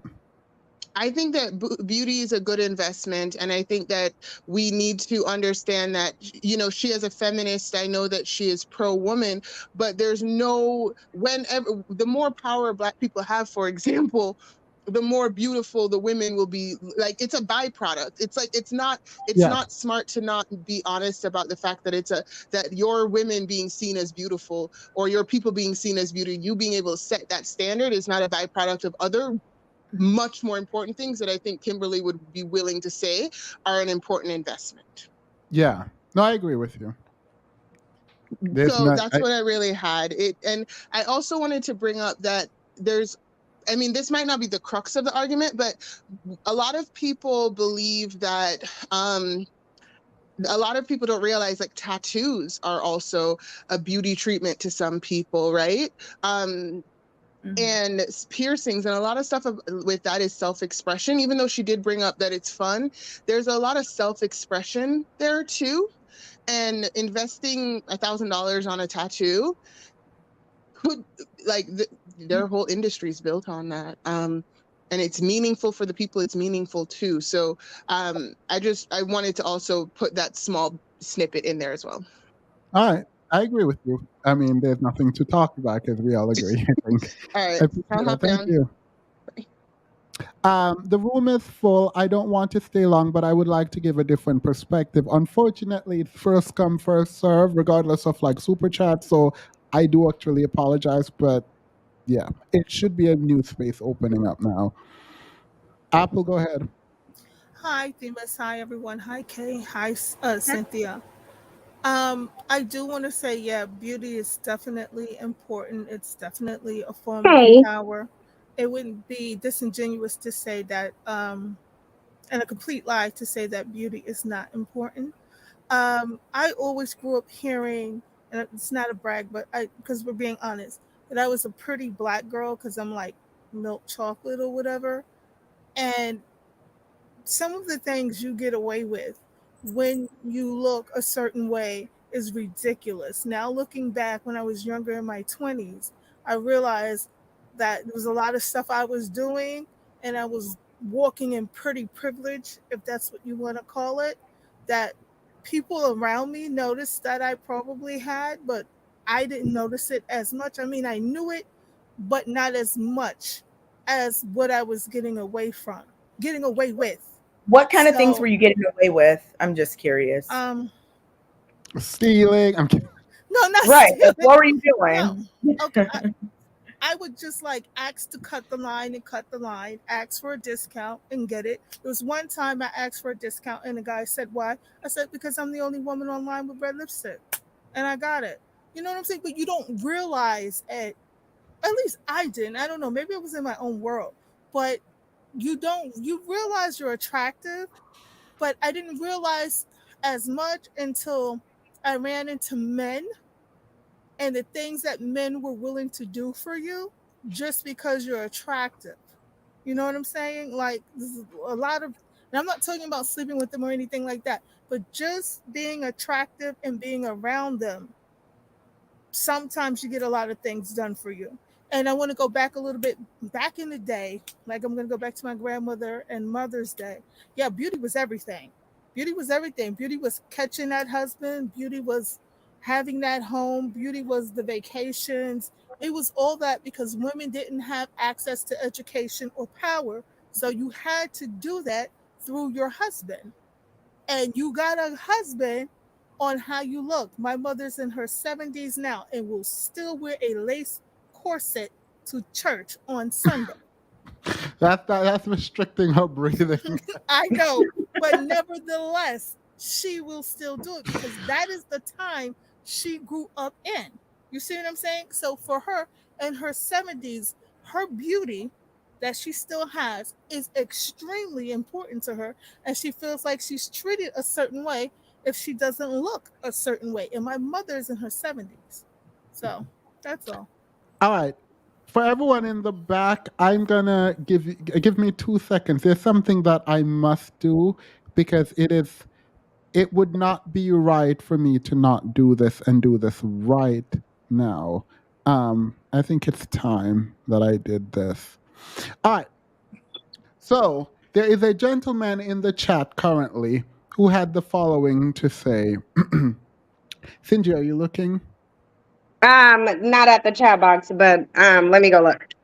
No, at the Can I say something to Kay really quickly, just for 2 seconds, because I realized I didn't acknowledge you when I came up here, and I just realized how rude it sounds for me to say me and Themis live in the world of beauty and not include you, because you are very pretty, and I like I'm really sorry. I didn't mean to do that. Because the whole time when you were talking, I was thinking, and I was talking to my sister, I was saying, yeah, Kay gets it because she's really pretty, so she obviously benefits from pretty privilege. So I just wanted to say that I'm sorry for not acknowledging you. Sister Thank Onyx? you so much. Thank you. I didn't take it that way. I just took it like you were talking to him. So Is that's that right. sister by any chance Onyx? No, that's B. Oh, hey, V, but I thought tell Onyx I said hello. All right. She's in London, so I'm pretty sure she's sleeping. So, but I would tell her. There is a gentleman in the chat that made a comment, and he's been making comments all night. And I think it's important that we know who is in this chat talking messy. And I've never done this, and I will never do this ever again, I don't think. But I think that it is important that I do it now. So first and foremost, this is one of the comments that he made previously. Can you see this comment, Finji? I can read it. Yeah, y'all don't earn protection and provision, so how can you get it? Yes. And today he made the following comment. I thought all women were beautiful. The voice is not giving, talking about the woman not being attractive. Now, do you want to know what this man looks like? I'm sure the troll under the Fremont Bridge in Seattle. I'm gonna have to show you because I've never done this, but I don't like people sitting up here disrespecting people who did nothing to them. Let me hide so people don't see this. This is who this is. So when you're sitting up here judging everyone, I don't think this is okay for you to be sitting up here talking about who is ugly and who is not ugly and who deserves protection. We've been on this plantation as slaves for how long? If we could protect ourselves and each other, we would not have been on a plantation. Now, if you could protect yourself and we could protect ourselves, then I don't think that anyone would care about that comment. But the fact is, we can't even protect ourselves, talking about people don't deserve protection. It is absolutely abhorrent for you to be coming up here talking mess about all the women in the chat looking like this. Please don't ever do it again. Thank you very much. Y'all don't have to block him. I'm sure he won't be back. All right. Let me add someone else. Z, go ahead. Hi everyone. I added a picture of myself this time because I wanted you guys to like see what I looked like, because I grew up like the first caller, tall, dark skin, skinny, so I was, called people called me tranny like growing up because I looked more masculine because I was dark skinned, because we have strong features. And now that I'm perceived as beautiful because I invested in myself and I decided that I didn't want people to view me in that way, people treat me so much better. Like, their doors and opportunities have opened up to me that I would not have had before because of how attractive I am. And because I love Kimberly, I'm going to give her the benefit of the doubt. I'm going to pretend like I didn't just hear what I heard, and I'm going to say that when she's talking about beauty, she's referring to socialized, like patriarchal beauty. And I do believe that in patriarchy, beauty is a bad investment because I wrote in the chat, if you are someone who is unattractive, they will take your work, like a corporation will take your work and then put it in the hands of someone beautiful, and then you live in that person's shadow. Like, being attractive and being beautiful is very, unfortunately, like, it's very important if you want to get certain recognition, because there are people, like you guys were saying, who are wealthy, who are average looking, but we don't know about the average looking wealthy people. Everybody knows about the attractive looking wealthy people, and attractive people also have an increase in average annual pay, and they're seen in a better light, no pun intended. And maintaining beauty is about maintaining your health. And if I had to change her argument, I would say that youthfulness or youthful beauty is a bad investment, because of all the things that come with looking young. And that was all. Yeah. I Well, mean, go ahead. look, I was gonna say, girl, look, if you're pretty, people will give you money. Period. Like Exactly. I've seen some of my small nieces out walking with them, and there would be older women actually who would be like, "Oh my God, you're so cute. Here's some money." I'm just like, okay, it's Sorry. if you don't if a person doesn't know why they should invest in beauty, you could just look at Krishan Rock, because all of the excuses that she gets, all of the coddling that she gets, is largely due to the fact that she's pretty and her skin tone. So I mean, it's like pretty people they almost get away with murder, actually. Yeah, I definitely agree. I don't want to stay too long, but this is my last thing. I just want to say, Sin, I love your channel so much. And the fact that I'm able to tell you this is like an honor to me. Like, you are so freaking funny. And I have a cousin that lives with me. He's a black male. And I listen to your videos while I take a shower, and he hears them. And he made a comment one time. He was like, I don't mind the other videos you listen to, but there's one woman who's always talking mess, and she's so one-sided, and it's the way that I knew it was you. And he didn't even have to say your name, and I was like, well, that's why I listen, because I like to hear her talk shit. Like, it's Oh, funny. thank you. And to be honest, to be honest, I think what I have to say is more palatable because of looks too. So I mean, it's not lost on me that if I wasn't seen as physically attractive, not just to men, but to some women too, I would likely be rejected and discarded and probably attacked far more viciously than I already am. So, but thank you so much. I do appreciate the support, but don't feel honored over little old me. I'm just a regular person. Okay, Thank thank you, you. Z. Bye-bye. Bye. All right. I thought you said thank you when she said the man didn't like you. You're like, oh, thank Well, I suspect that, but I know that if I switched up tomorrow, they would be singing a different tune. They would forget about every single thing I said, and they would be singing a different tune. Yeah. Black women shouldn't divest from beauty just because our community has lost. We can't ignore that this is a byproduct of being othered and taken advantage of. Yeah, I don't think divesting from. Thank you, concern. All right, the esoteric therapist, you said you had an opposing view. Go ahead. Oh, well, no, I didn't have an opposing view. I just had a different perspective. But first, I want to say, first, thank you for having me.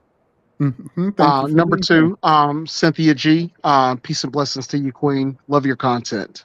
Oh, thank you. And peace and blessings to you. Thank you. And guess what? And you are my future ex-wife. Yes. Oh, is that because I have low tolerance and will jump ship in a minute? No, no, no. No. That's because hey, I ain't gonna let you leave. Oh, I was gonna say you certainly wouldn't be divorcing me. Like if I had Of to course, be a I guess broke what? woman, I know I wouldn't be divorced. Hold on. Hold on. Can Okay, we this keep is it? not tmsdate.com. Come on, go ahead, esoteric. All right. Yes. Yeah. Okay. Hey, guess what? I ain't trying to do no whining. I'm trying to do some grinding. But to keep it reality, with everything, I want to speak on the perspective of what beauty is. Well, beauty in its natural form is in the eyes of the beholder. When it comes to beauty, beauty can mean many things. It can mean looks, it can mean personalities. Like myself, I'm a sapiosexual. So I go off of conversation. So regardless of your looks, I mean, you can have a what we So, call do you an date men? I'm sorry, what? Do you date men?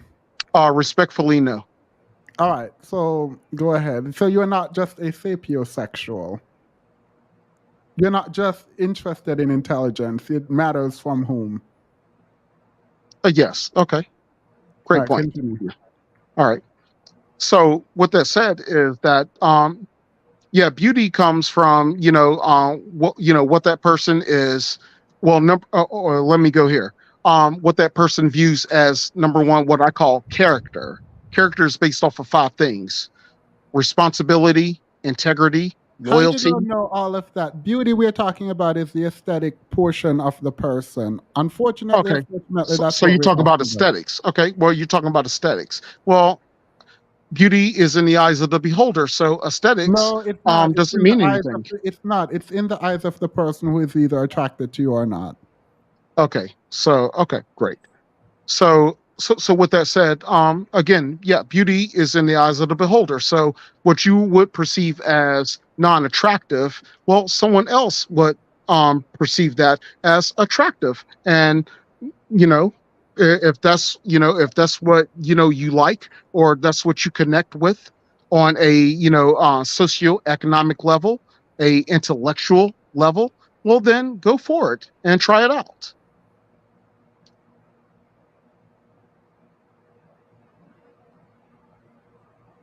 And I'm landing my plane. Any All right. questions? Nope. Thank you so much. Thank you. Bye. Y'all play too much on Blue Ivy's internet. I feel like Well, I just want to play. listen, I could tell y'all a story for days. Listen, like me and my sisters, pick an expensive restaurant, pick one, and we would just go sit in it, order whatever we want to, with confidence that some man, regardless to his race, I wouldn't even say black man, some man, and he's actually more likely to not be black, but some man is going to come pay for it. And every single time, without us even asking, someone would just pay for the bill automatically. Like it's like I'm just like So you and your sister single-handedly created the manosphere. Got it. that's why I say it's an unfair privilege. It almost is an unfair privilege. The assumptions that people make about you. If you're pretty, you're automatically seen as more friendly, smarter, more approachable. Like you know more about what you're talking. It's stupid. It really is. Like we live in a very superficial, image driven society that part of me thinks place too much emphasis on how people look. I think to a degree, pretty people are rewarded too much. But again, I wouldn't give up those rewards. I just wouldn't at Yeah. all. What I don't understand is why Petty is flexing on a janitor's budget. I don't understand why Petty's like, did he say he's homo sapien or homosexual? No, he said, or did he say he was heteroflexible? He's not like you, Petty. Um, go ahead. Um, who is this? Chanel? Hey, Themis. Hey, Kay. Hey, Cynthia. Can y'all hear me? Oh, yeah. Well, I disagree with y'all, but I'm gonna make it short and sweet You because I don't have have some to. stuff to do. Um, I disagree from the perspective because I think I take a different perspective. Like, yes, I agree with everything y'all are saying. I get it. But I think Kim is coming from the perspective of like systemic beauty. Like we're talking about like light skin and curly hair and like mixed phenotype. That's what I think she's referring to. And I think we can all No, that can't agree. be what she's referring to when she's saying that you can achieve it, but it depreciate. That's why it's a bad investment. She's not saying it's a bad investment. But you can achieve that. Like, how hard is it to bleach your skin and get a texturizer? Like, you can become Very. a preference. I think it's pretty hard. It I probably don't takes think so. You can definitely probably become a takes a preference bunch of overnight. it probably No, but takes she's not talking about how to achieve it being difficult. She's talking about maintaining it and keeping it. So if you Yeah, can accept that you can be beautiful, then you can gain access to that beauty. So she's not yeah. talking about the ability to achieve.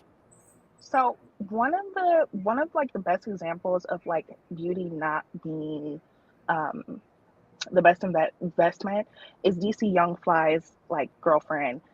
Like I think about how she was a very pretty girl. She was, considered, you know, attractive. She was an exotical kind of lady, but she still felt the need to go under the knife. And guess what? He made her a three times baby mama. He didn't wife her. And guess what he's gonna do? He's gonna replace her. He's gonna find somebody else who's prettier. So And that beauty just went to waste. in some people's mind, getting child support from these rich men is what they want. It's particularly if they don't love them. But what happens when that child turns 18 and Hopefully, anything can she invests happen? that What if money that into person something. dies? Yeah, But that's not the point. The point no, is that her is the beauty point, didn't save though. her. But her beauty didn't save her. She still felt insufficient. Wait, no, I don't understand. Wait, I don't know who we're talking about. I'm speaking generally about Sure. beauty. If it gives you access, I'm concerned as to why we don't believe that that access can be leveraged. So, being a bad investment, one, you said it was about the inability to achieve it because of the system. We're now talking about, okay, I if you, I don't think it's in my inability. I just said it's easy to become desirable. all So right. yeah, So if you I'm not can get disagreeing with that. access through being desirable, why would that be a bad investment? I just said, I just gave an example. At the end of the day, it doesn't. I don't think it gives you It is about such a what you large want, though. investment Wait. in comparison I feel to like other women wait. who don't have beauty. Can we go back and forth here? If Sure. what you want is money, for example, Hmm. right? Do you accept that getting a rich man's child and getting money from him, you have succeeded in your goal? If that's your goal, Yes. So what's the problem? but is that everybody's goal? Is that No, even but a if good goal? well, you were And trying to why is that no, no, being no. framed Wait, as you're judging the goal. That's not that's not our position to judge the goal. We're talking about if it's a bad investment. So for some right? people, one would argue that it is a good investment if they get what they want out of it,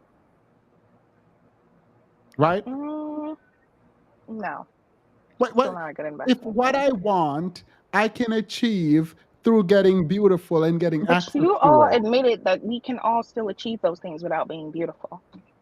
You can still get what you want and not be If beautiful. not, if what you You can want is a rich man child to take money from him, what would you mean? Look at Brittany Renner. Is it Brittany Shit, Renner or Brittany Renner? She yeah. got played. She got played. She only gets Well, like you two thousand probably dollars didn't a see month. the picture of her and Shaq. You probably you probably didn't see the picture of her and Shaq that just came out today. What picture of her and Mhm. Shaq? What's Oh, her I we're saw it. Brittany Renner and Shaquille O'Neal right now. The Manosphere is about to have a fit. Hmm. Oh, Oh, on I the still topic, Brittany Renner is a living example of it too. And Brittany Renner is not Brittany even Renner, it she's failed. not even exceptionally pretty, but she is pretty though. And It the failed thing for is, her.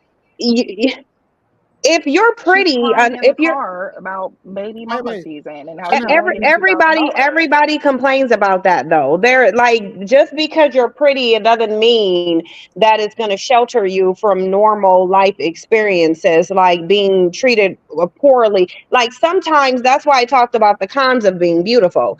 Sometimes it will cause people to want to mistreat you just to try to bring you down a few pegs, just to try I to agree. destroy your confidence. So um but at the end of the day, if you're pretty enough, somebody will invest in you for free. So it's just you're gonna get what you want. It's gonna be See easier. that I'm not see, but that's not my point. I'm not arguing that you can't yield benefits from being pretty. That's not my point. Whether or not is a good investment is something separate.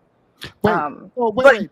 good So, investment means you're getting a return on it, right? That's like the right. definition of I good. understand, but whether or not it's a good long-term investment is my problem. Like, I don't think beauty is a good long-term investment, especially today when women can do anything they want.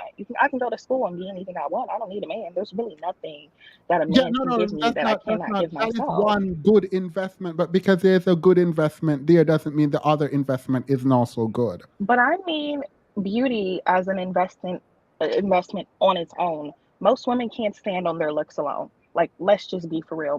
Nobody's going to stand on their looks alone. What, Why? how, What is Most women making you? can't do What's that making you think that? What makes you think that though? because it's the truth. Like when you say get by, like give me an example of what you mean get by, because that could mean Get by in on looks alone, like you my yeah. can't stand on his my own. cousin has zero brain cell Meaning, happening up there. She literally failed out of everything. She don't care about her school. She don't care about an education, I'm but not she definitely referring to school.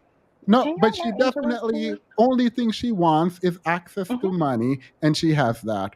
Like, Hmm. Right. But that's where I was kind of going with the theme is because I, I don't know what you mean by good get by. But I just if don't think that most women are able to just survive on looks. Like it you depends on can what you're do. trying to accomplish, though. Like if you just want a wealthy man that's going to make you a kept woman, then yeah, you can get by on your looks. But you can't just survive on any one thing. thank So you. There are in order women for that something to be definitely a good, survive on their looks alone. There are women who survive on beauty alone, and that is but it. didn't They you don't just have any say that brains. They don't there are? contribute to anything. But But wasn't that's your not argument most No, just no, no, women. no, now? no. Stop. Chanel, I feel like this is like a triggering conversation, and I don't know why. Because if someone says, I want a rich man's child so I can get money out of him, that is my goal. And from that money, I'm going to make a business out of it. That's She, fine. wait, it's not done. She gets whatever job she needs to get done. She gets that man, she gets that money, and she builds her business. Well, would you say beauty in that sense is a bad investment? Yes or no? Not in that sense, but for the average woman, it is a bad investment.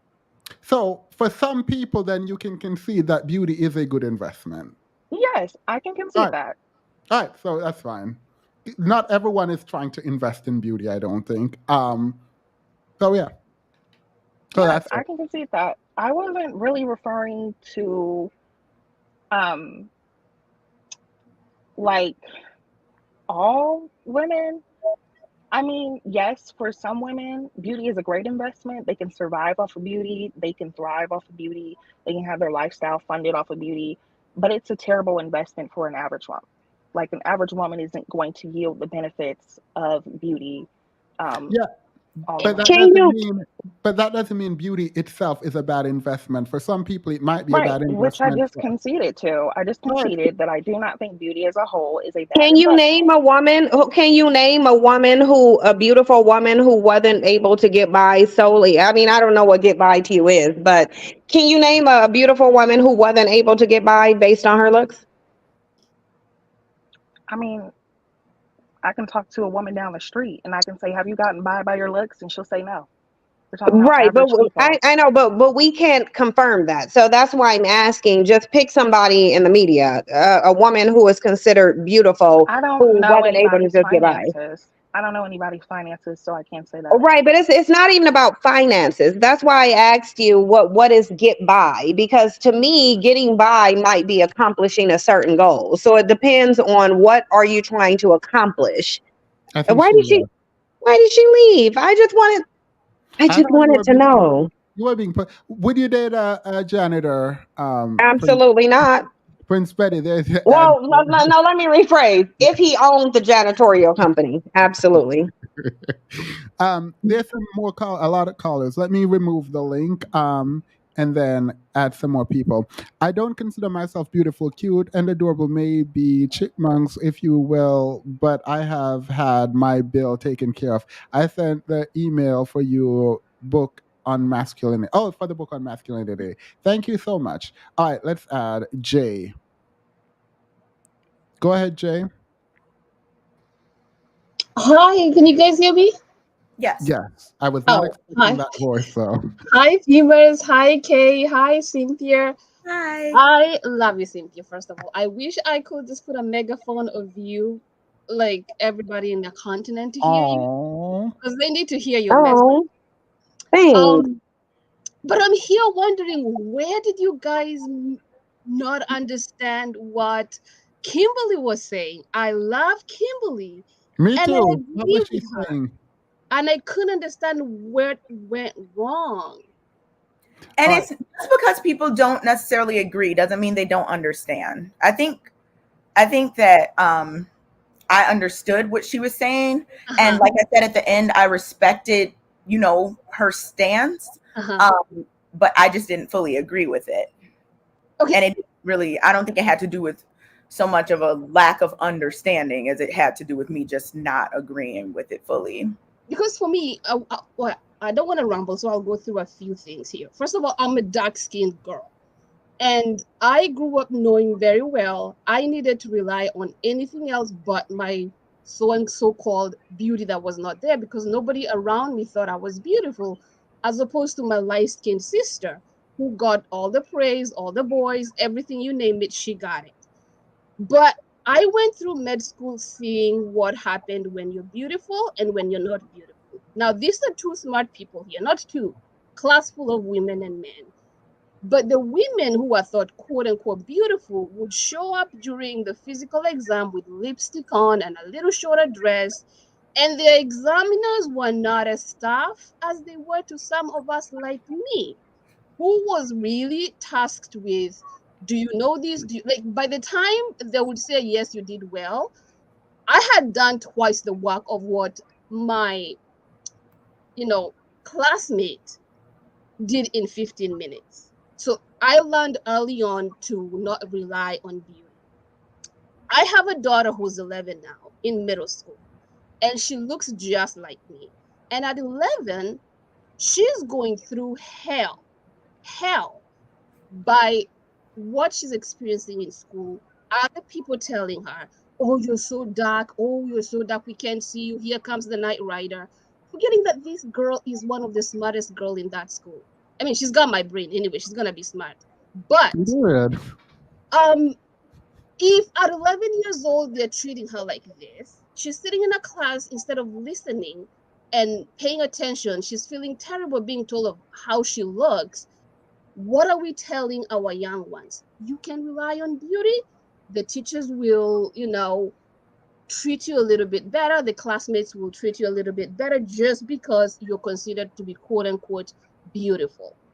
And I think what Kimberly was trying to say, she was saying, look at this lady who at her young age was considered to be beautiful. She was an actress. She was light-skinned. God, what at that point maybe was known to be a good husband or the catch. The husband was a catch, or maybe he's still a catch. I don't know. But her life, as soon as she had children, several, 3, 4 children, her life as a woman depreciated, because now not only is she not beautiful, she also has children.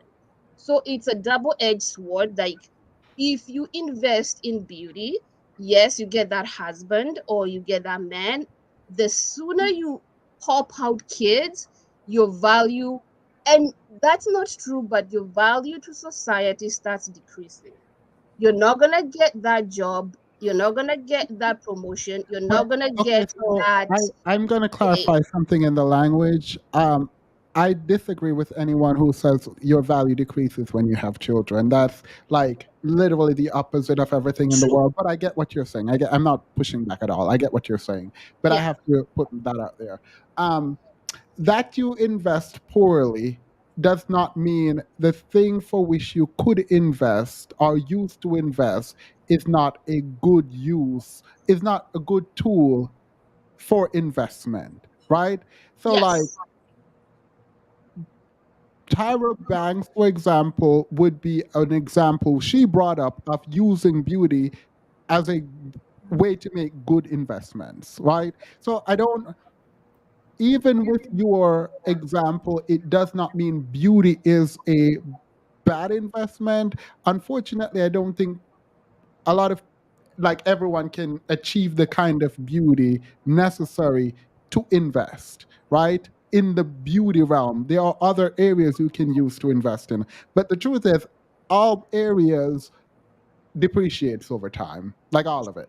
But Yes, absolutely. Because can I say this? Listen, yes. the same thing can be said for any talent that anybody possesses. A singer loses their ability to sing in the same manner after time. An athlete can no longer play sports after a certain amount of time. So the reality, even businessmen are no longer able to conduct business depending on what it is after a certain amount of time. So investing in beauty to me is just as important as investing in anything else that would enable you to set yourself up for life. Because it's just like Thema said, the Kardashians, they have nothing, but they do have their beauty. And their beauty has elevated them above the majority of the people, not just in this country, but on the planet financially. And So they've gotten this all off of their looks. do we say you need to invest in the strategy? Yes, you have the beauty, use the beauty, but strategize once you get what you're looking for, quote unquote, money. Yeah, no, but the idea is that you can use beauty for access. That is the fundamental thing. And if you agree that you can use beauty if you have it for access, and then leverage that kind of access to create a beautiful life that you want, then in that way, beauty itself is not a bad investment. Now, for some, if you believe everyone can achieve it, then you can say beauty is a bad investment for some people who can achieve beauty.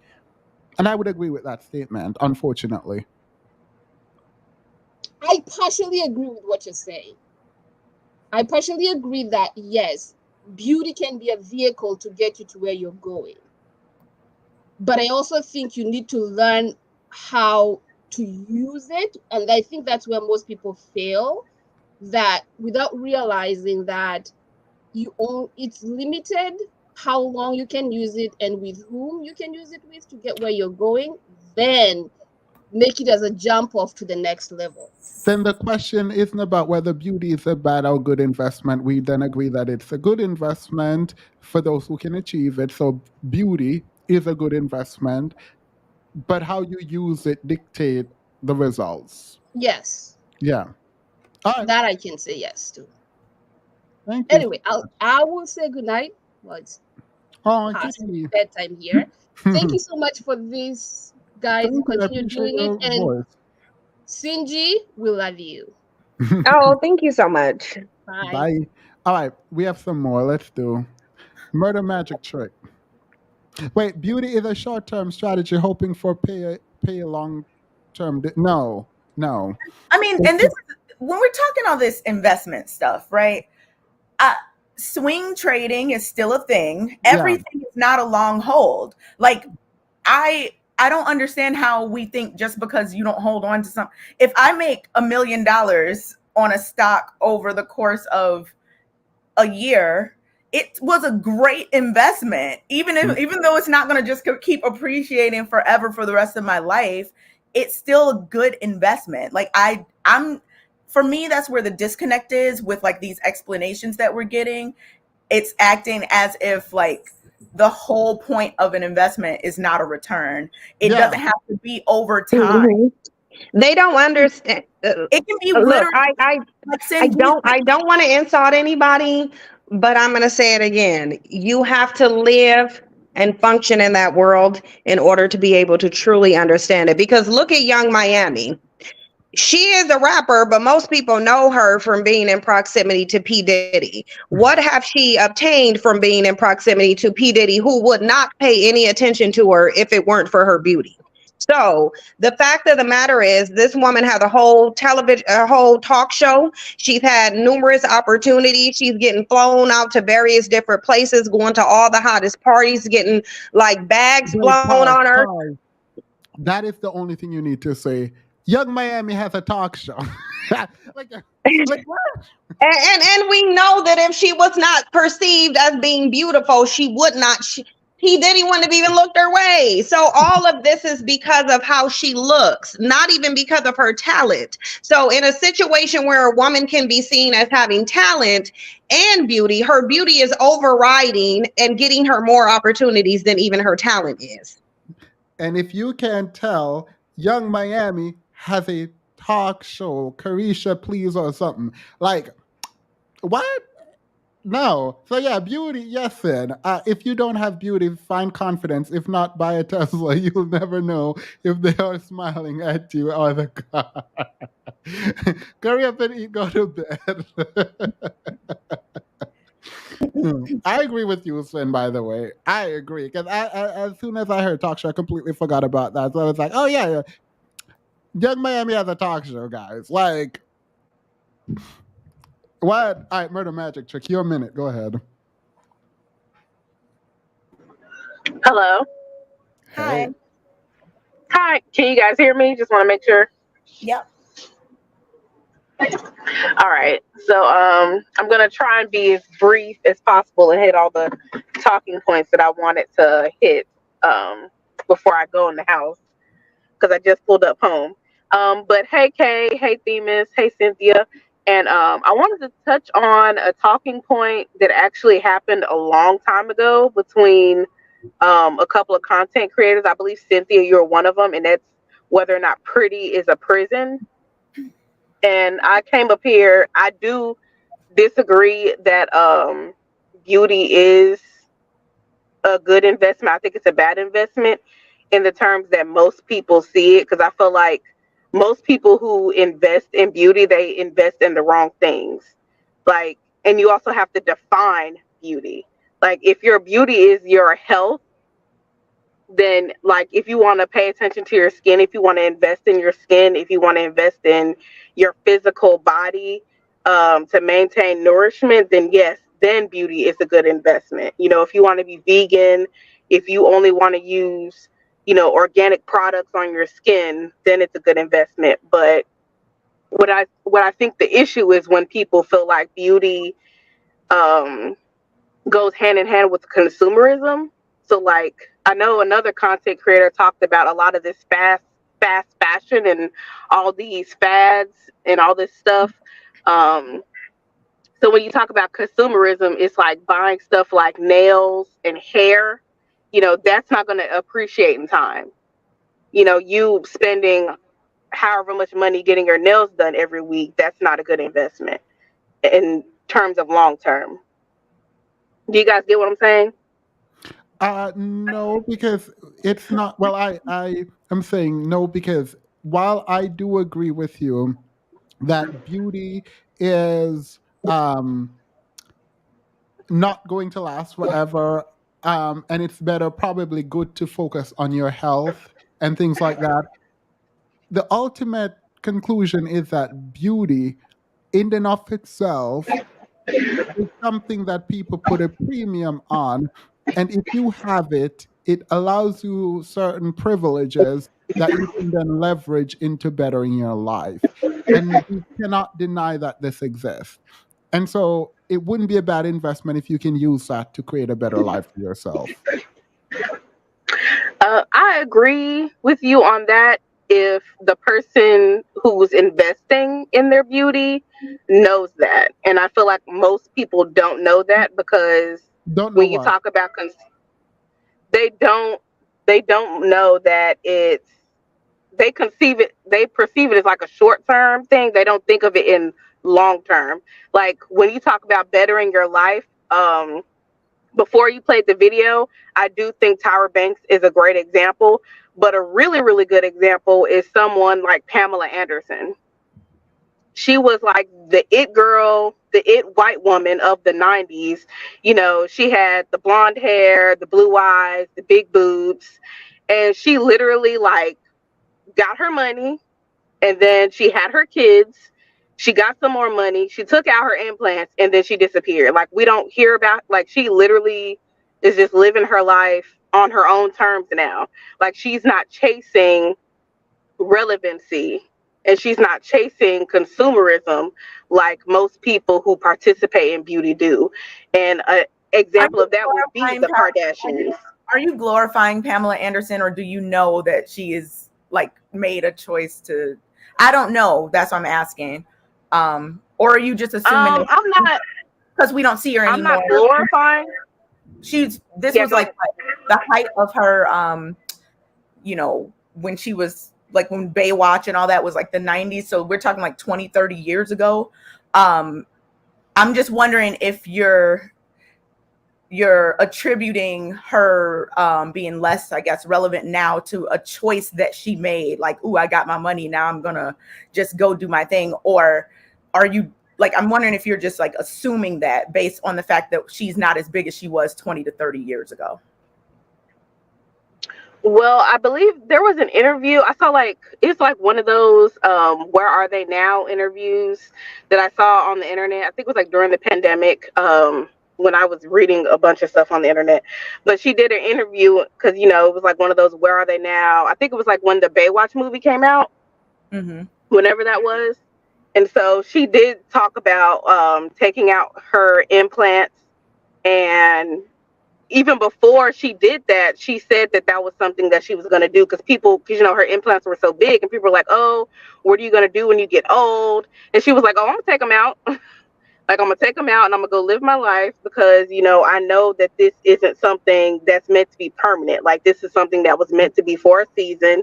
You know, I came, I saw, I conquered, and, you know, you girls have fun. You new girls have fun. Wait, so are you saying yes or no? Beauty is a bad investment? I think for most people, yes. Can I ask her a question? Oh. Wait, why? Oh, good nice mic. Are you talking to me or Annalicia? You, Murder Magic. Oh, because I don't think people think of it in terms of using it to better my life. And then once I get that better life, then I can just go and do what I want and be how I want without still placating society and like living up to their standards of what they like, basically continuing the rat race of being beautiful and desirable. Like, you know, I don't care if I'm desirable anymore. But if beauty is not the end in and of itself, it is to gain access, and you gain that access and you have the ability to do what you want, then in that case, you would agree that it is a good investment. But it doesn't work out that way for most people. Could I think it's interesting, Murder Magic. The only reason that you can use Pamela Anderson as a point of reference is because of her beauty. And the notoriety that her beauty and her physique got her. So it seems a little counterintuitive to then say that there is no ROI on the investment that she put into her appearance, put into her body, put into her looks. Otherwise, she would have just been a regular blonde. Nobody would have known anything about her, right? But that right, but I can give other examples.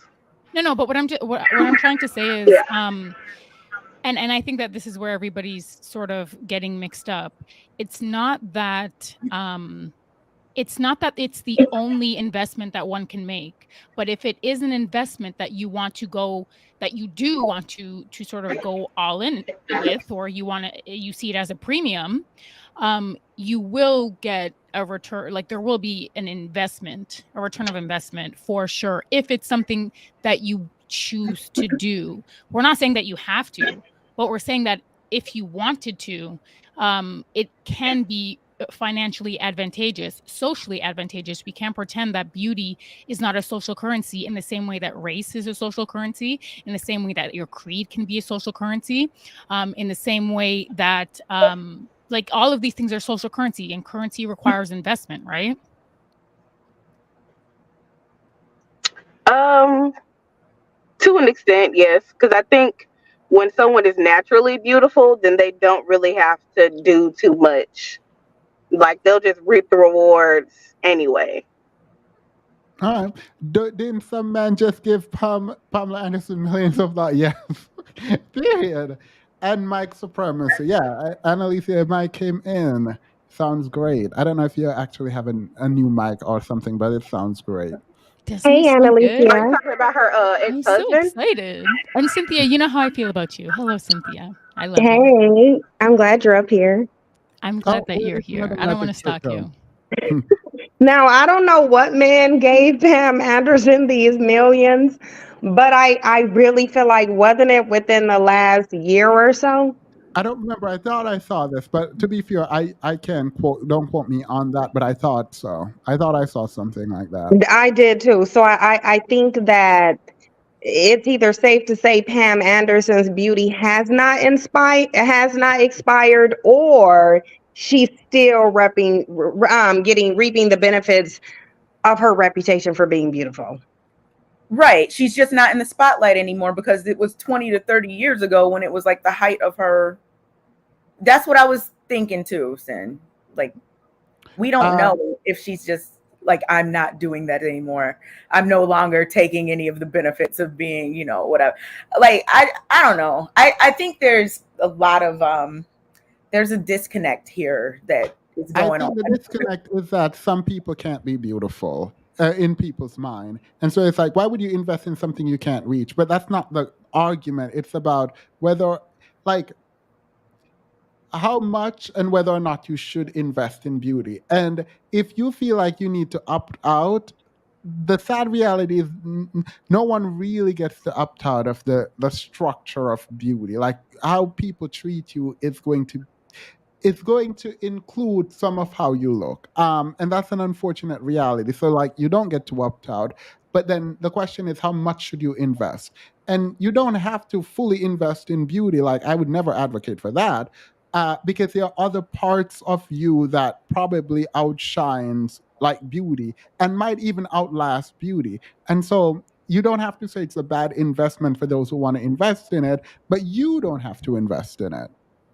And also, oh, sorry. And I really wonder if anyone that thinks that it's not a good investment, I wonder if any of them don't invest in beauty at all. I'm just curious. I don't know.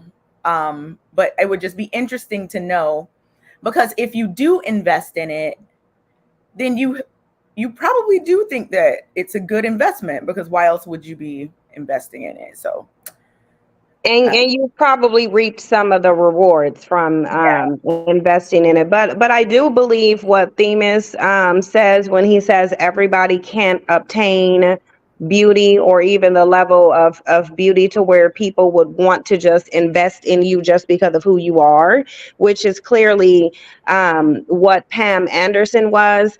But let me just shut my mouth for a minute so nobody's like taking clips and rewriting what I said. 'Cause I really I feel deep in my soul that somebody is waiting for me to say something wrong so they can just go take it back and make it into something that it never was. So I missed the four of y'all up there together. Wait, where did Annalisa go? All right, go ahead. I think she. Go ahead. Who is next? Kayla. I think you've been waiting. Hey y'all, I was hoping and Alicia was gonna be up here. I was like, it's the Fantastic Four up here. It's my lucky day. Shout out to y'all. I love y'all's work and everything y'all do, and this is a great show. I think Kimberly's point is very, very like, what's the word? It doesn't connect because the idea of beauty being a bad investment is so subjective that you can't determine that for anybody but yourself. One, but I did take some notes. Most of y'all covered all of this already because I do agree with the panel. But I'm gonna just read these off down the line. Any investment can be bad. College does not always pay off. A lot of people are against college. A lot of people are continuously throughout their lives trying to pay off their student loans, and they will tell you, I made a mistake. I shouldn't have done that. So it doesn't matter what investment is, it could be bad or good. One person's return can be bigger than another's. So I may get a return on investing in my beauty, but it may not be the same as somebody else. That doesn't mean that it's a bad investment, right? Just because somebody else benefits from their beauty more than me doesn't mean that I'm not benefiting from my investment. Also, Kim and other women's point is strictly about men and your beauty not being able to keep a man or being able to prevent a man from leaving you or cheating on you. And I think that she just needs to say that. Like if Oh that's my what God, you I was mean, waiting just for say you that. to finish to say she just needs to say that. Literally, like Yeah. Because that's not what you're saying. You're not saying beauty is a bad investment. You're saying your beauty is not going to keep a man. And obviously we all know that. But like don't sit up here and tell women that they should invest in their beauty because a man is not going to stick around. A man anyways, y'all get what I'm saying. Also, what is then supposed to be the return? Because if you're saying beauty is a bad investment, what is the return supposed to be? Is it supposed to be that the man stays with you? Because it seems like that's what you're saying. If you're saying it's a bad investment, why is it a bad investment?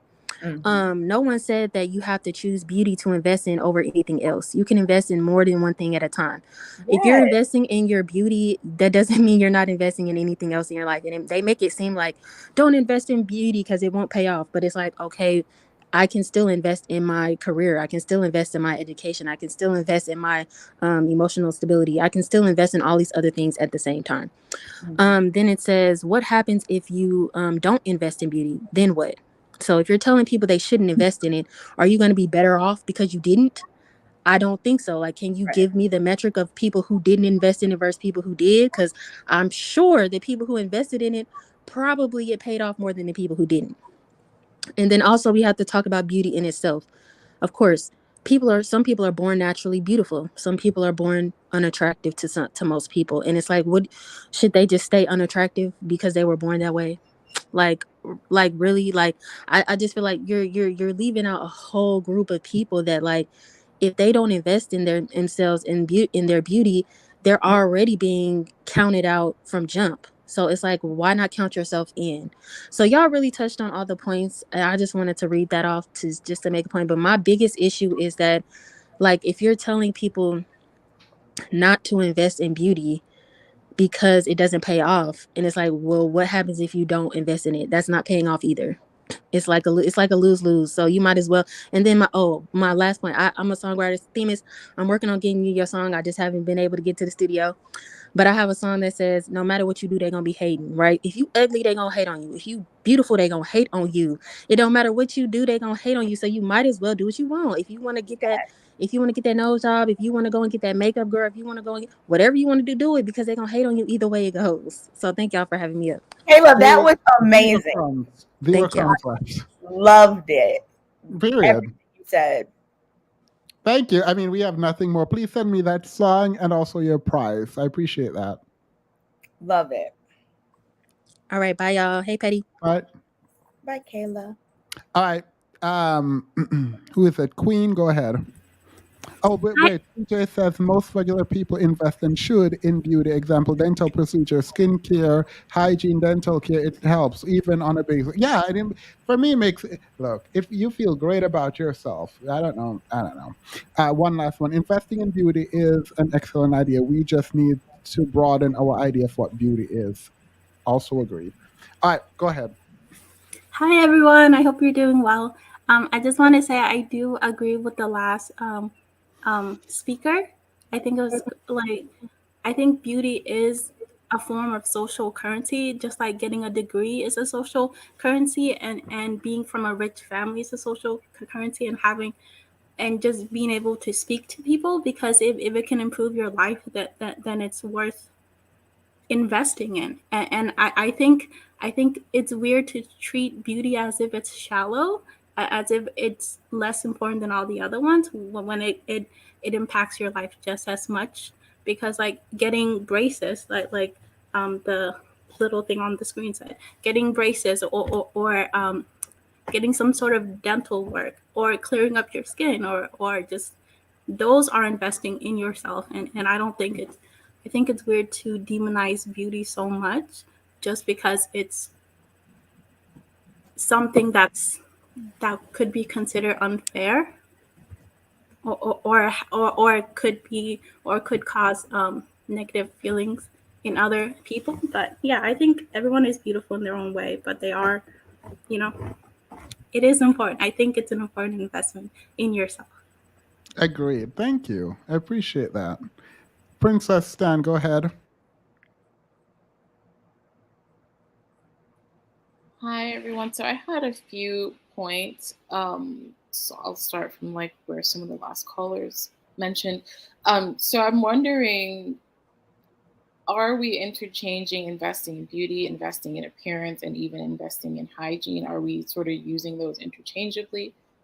And then I think that, I don't know, I started out thinking yes, beauty is a good investment, but I'm kind of in the middle now, because I think beauty is tied to youth. And obviously, um, if you're talking competitive wise, then you're always on, you're on an uphill battle, because you can't be young forever. And then I think a couple other things. So I think when I was completely on the side of beauty is a good investment, I think that there is an idea that women should not benefit from beauty, which is kind of misogynist, because men can't benefit from beauty in the same way. So I think Oh, that, they can. Have you seen our community? I'm kidding. right. So, but I guess just from what for Harriet is saying, I think that, I don't know. I know she's not intending to be a misogynist, but I think that can be a bit of misogyny, because women can benefit, but men can't. So, okay. Next thing is, beauty is a good investment, but I'm wondering if you guys could speak to, does it depend on, like, is it limited by your social circle? Like, if you're the most beautiful woman in the hood, and so you get the best guy in the hood, and you become the baby mama to the best guy there, it's like, did you really win anything? And If you think you did, then you did. If that's what you were trying to do, then you did. If that's what you were trying to do. But I also think the But idea. oh, I was just gonna say, but also hood beauty and mainstream beauty are two different things. I just wanted to make that distinction.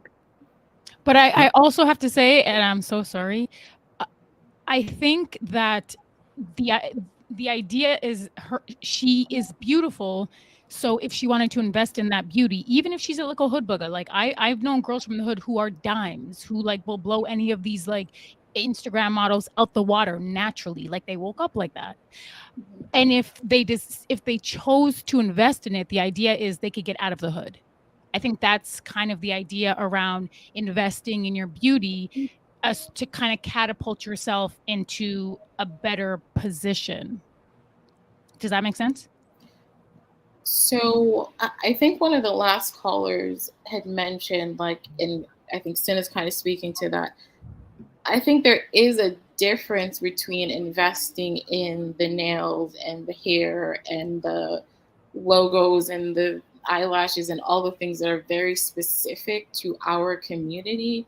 I don't know how far that actually is going to get you, but that's still like someone investing in their beauty. Well, when I'm talking about investing in your beauty, I'm thinking about it kind of holistically, right? Like you're healthy, because beauty is correlated with vitality and good health, right? So you're taking care of yourself, and foundationally you're taking care of yourself. It doesn't necessarily have to be, okay, you're investing in the nails, you're investing in you could really just, you know, eyebrows, hair, nice clothes, your fit, teeth. Like it's kind of an encapsulation of whatever assets you feel you have that you would like to you want to capitalize on, right? Like however you there are some people, I know some girls like in the hood, again, their best asset was their body. And they felt that rather than being sort of sexualized and having their bodies monetized by men, they decided, no, I want to put myself in this position and I'm going to use my body to do that. So they invest in their bodies, and sort of with the return from that investment, they were able to invest in other things, right? Like maybe they were able to get better hairstyles, do different things, or little adjustments and tweaks with their, you know, their facial features, whatever it is. I just think, I feel like investing in your beauty is it's like anything else, and it really is like it's a social capital. It is. It's a capital, and it requires an investment just to maintain it, right? Um, Right. pre- yeah, Princess Stan. Um, do you have any final words? I just realized there's still one more person in the back before we get into, like, I guess a sort of panel discussion in the after show with the people on here. Yeah, so just one other thing. I feel like some of the privileges mentioned are just privileges of being a woman and not necessarily beauty. Because being provided for by a man, that's just a woman's privilege, whether you're very beautiful or average. I think most women can find a You man. really think that? Sorry? Do you really believe that? I think so. Like from my own experience, I mean, I've been seen as pretty, but like I've been slim and I've been bigger, and I was still fine with getting a man who's a provider. So I do really believe. I've known guys who are, they have absolutely nothing between their ears, but they're so good looking. Like they are so good looking. It's just ridiculous. And they got away with bloody murder in life. They got further ahead in life having done significantly less. So while I understand that there is a schism, obviously the beauty industry in general is, you know, marketed towards women, driven by women as a result, but men can also invest in how they look, and they can also capitalize on their currency in terms of how they look. I've seen it happen. The issue thank you, Princess Stan. Thank you. I think that to say, I don't know. I'm not sure if it is a right statement to say that it is a privilege of women, because I've seen too many men and I've read too much about this, where men talk about sort of how if you're not a 8, 9, or 10, whatever ranking they're doing, then you have to put in a lot of effort, as opposed to the other groups that gets taken care of and in turn robs them of money. And then they aim their vitriol at the entirety of womanhood. So I think I don't know, maybe I need to sit with this, because I think the idea that women are taken care of is not true, like as a blanket statement, but we'll get into that. The kids, you have a minute. Go ahead. Let me get my bell. Well, first, can you hear me okay? Yeah. Yeah. Okay. Um, I did have an opinion, but I feel like you guys already said everything, and I agree. So first, I just want to say, hey, Themis, hey, Kay, hey, Cynthia, hey, Anna, hey, Patty. Like, I love you guys. Hi. I love the community that you built, Themis. Oh, thank So you. I just, because y'all already said all the things, I'll just clarify something I said earlier. It was me. I did misunderstand you, Themis.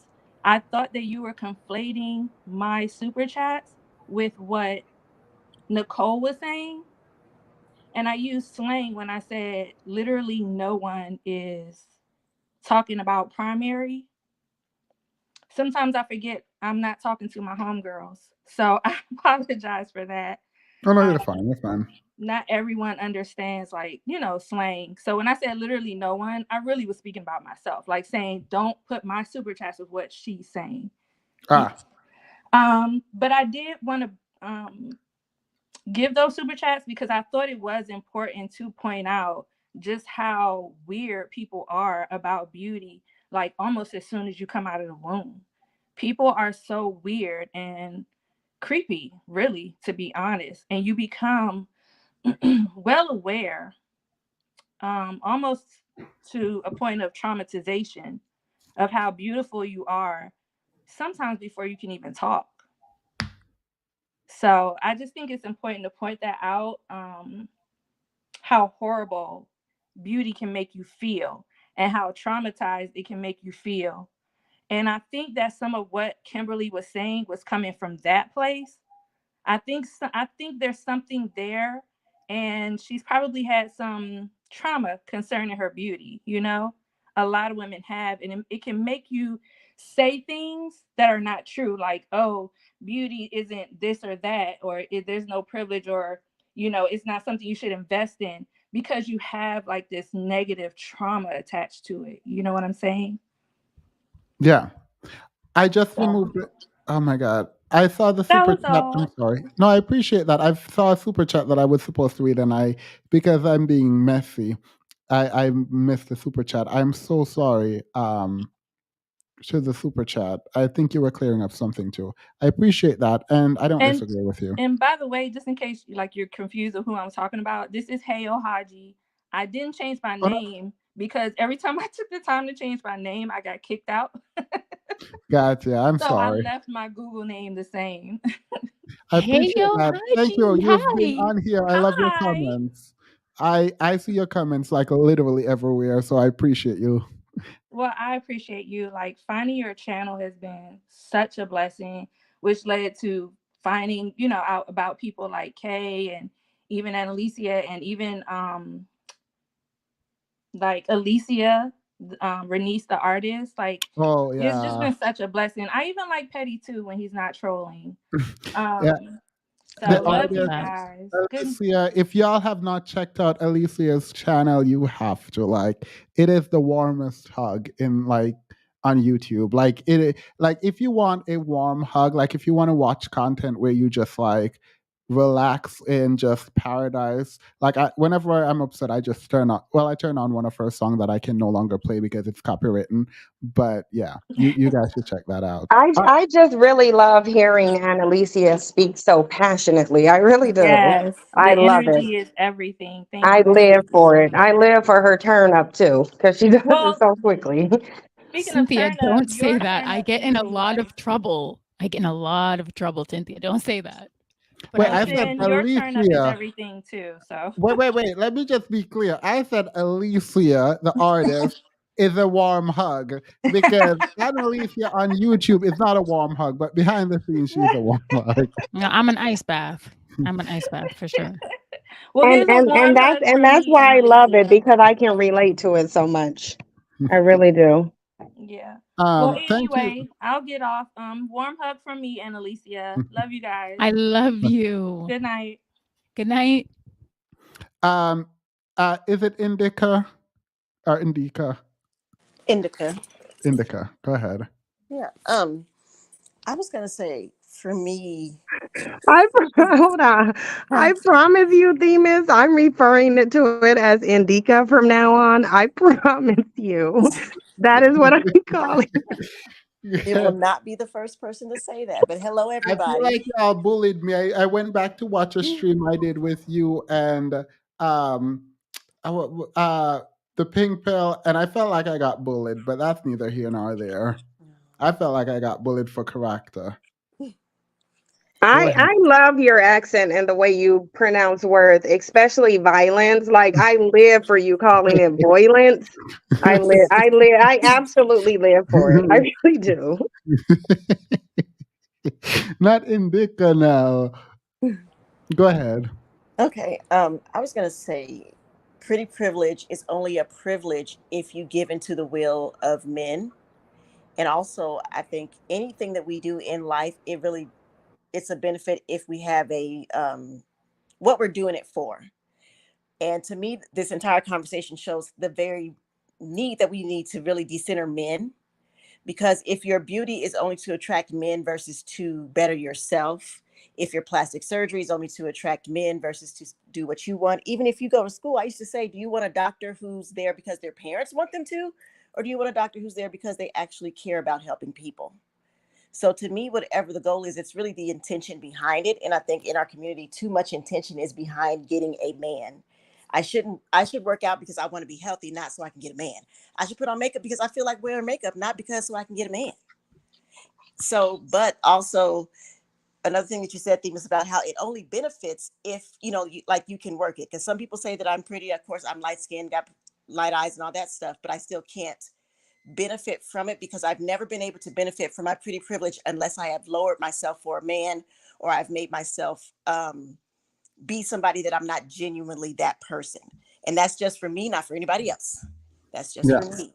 And also for me, being considered pretty, I don't see it as a privilege. I see it as a major hindrance because people expect me to, they automatically assume in exchange for sex. They automatically assume, well, I'm pretty, so therefore I must be attracted to them. And I'm like, no. Or they assume that I am out to get their man or going to be a bitch to them and all this stuff. And I'm like, I'm not in competition with any other woman because that's how we should not see ourselves. But we keep centering men. Centering men makes women think that we're competition with one another. Centering men is what makes me think, makes us want to sit and have conversations about our letters of hair.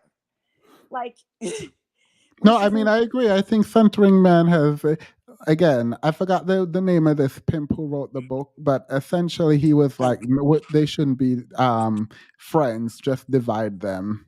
Yeah, Iceberg Slim, I want to say, because I started that book and I couldn't even. Yeah, I mean, I started it because of a pimp documentary, a review Sinji was doing. So I was like, let me look into pimp culture. And then I decided I wouldn't do the video because I was like, absolutely not. No, it can go down. But like, even in my own life now, because I used to be like, okay, oh, I got to have my hair like this. I got to wear it long. I got to wear it short. I got to have it natural. I got to wear weave. I got to wear because this is what men want. And now my beauty standards I have makeup on right now, but it's because I wanted to wear it. And I do not care if a man likes it or not.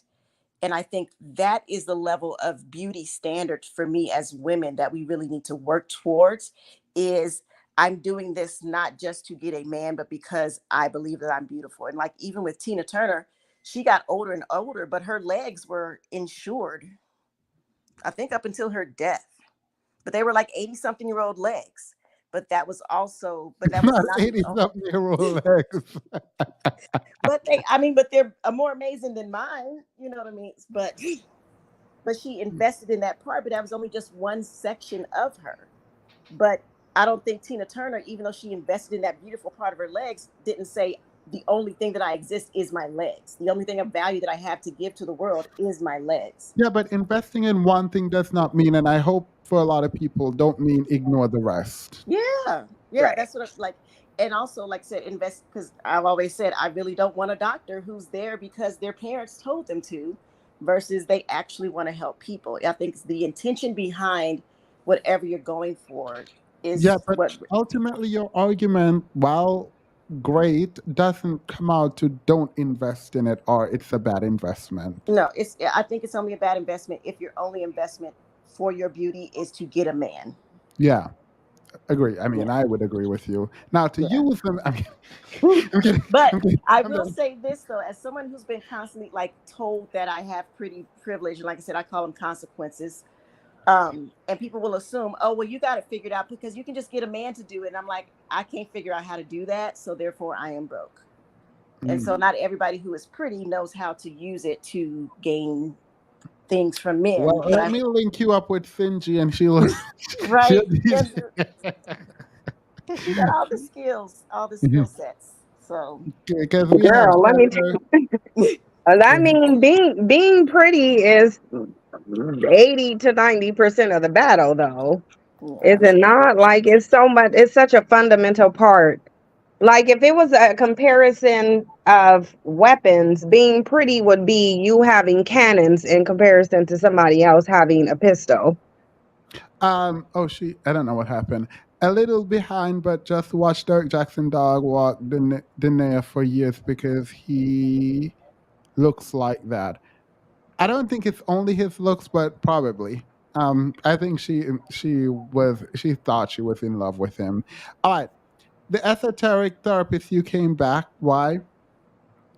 Well, yeah. I'm just trying to hey Cynthia. I'm going to put my email address in the chat, and I would like to have dialogue with you because hey, I'm trying to change three things in your life: your address, your last name, and your No. Um, Go ahead, G. No, absolutely not. I'm not about to sit here and listen to that foolishness. Listen, soon as we done with this live stream and it finished processing, I'm playing this part over 50 times. I promise you I am. Where you're just like, no. I'm repeating it over and over and over. I don't. You tried to give him another chance because the first time he called, I thought it was kind of strange. Yeah, like I don't know why I did that. Oh, G, go ahead. Hi, Themis. Hi, Hi.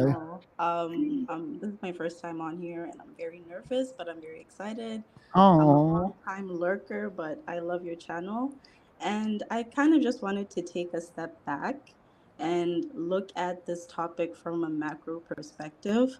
I kept on hearing the phrases power and access throughout this entire live stream. And what I got at the end is that what we're basically trying to do as women is to make living in a patriarchy more digestible. So I think we need to consider that when we have these conversations, instead of just saying, oh, I'm pretty and, I get these things, that's great, but why do you have to get these things? Why can't you own these things? So in terms of access, why can't you be the access? Why can't you be the power broker instead of trying to get the access from men?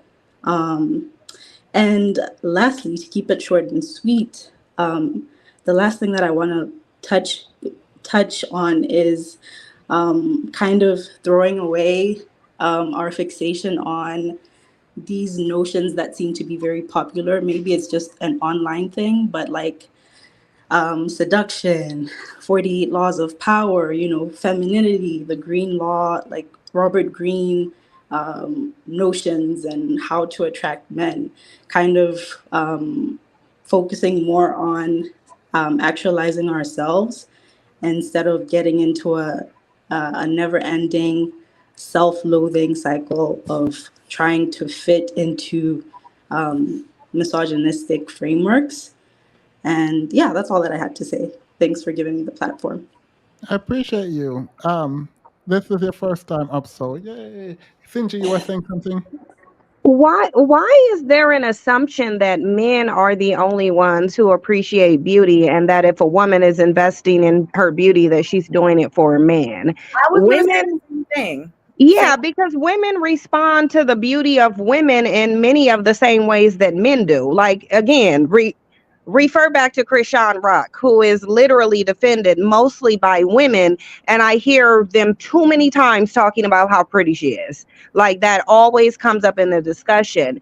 But aside from that, are we disqualifying women in the LGBTQ community who like to look at beautiful women? Or straight women who just have an appreciation for beautiful women like myself.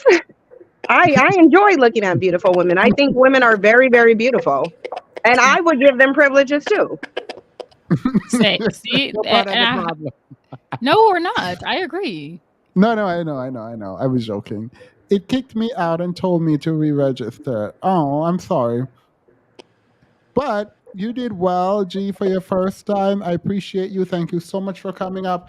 By the way, I do agree with Finn though. It's not just like I created a framework where you just use it to get something and build, but it's more than that. Like walking through the world confidently, walking through the world and feeling like you are a part of whatever beauty hierarchy can be horrible for some, but for some people it can be really good. And a lot of people won't even come online without putting on makeup.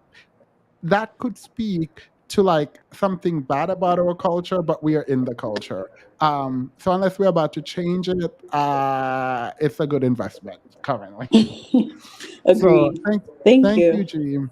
All right. Let me Bye. read this and then we can go into like our panel discussion because you all are here. I love complimenting other Black women and I love the way we do it. Come on, outfit, come through here. Period. I can see this happening right now. Let's go into the after show and chat. Everyone can come off mute. See you guys on the other side.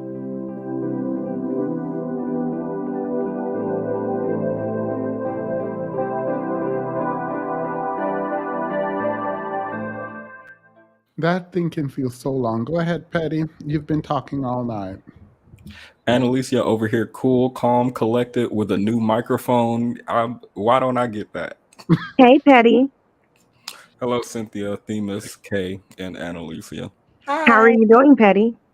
I'm well. It's very unfortunate you wouldn't date a janitor. I'll tell my friend. He does not own the business. He does own the mop. But Oh, how unfortunate. Yeah. The mop. I own a mop too. And a broom. And a well, bucket. now that it's only the pretty people on the panel, all of us, us pretty people, I think, understand how hard it is out here. People call it pretty privilege, but it really should be called a curse. We never know if somebody really likes us for us or if they're just after our looks. But even with that curse, I think investing in beauty is investing in your health, both physically and mentally.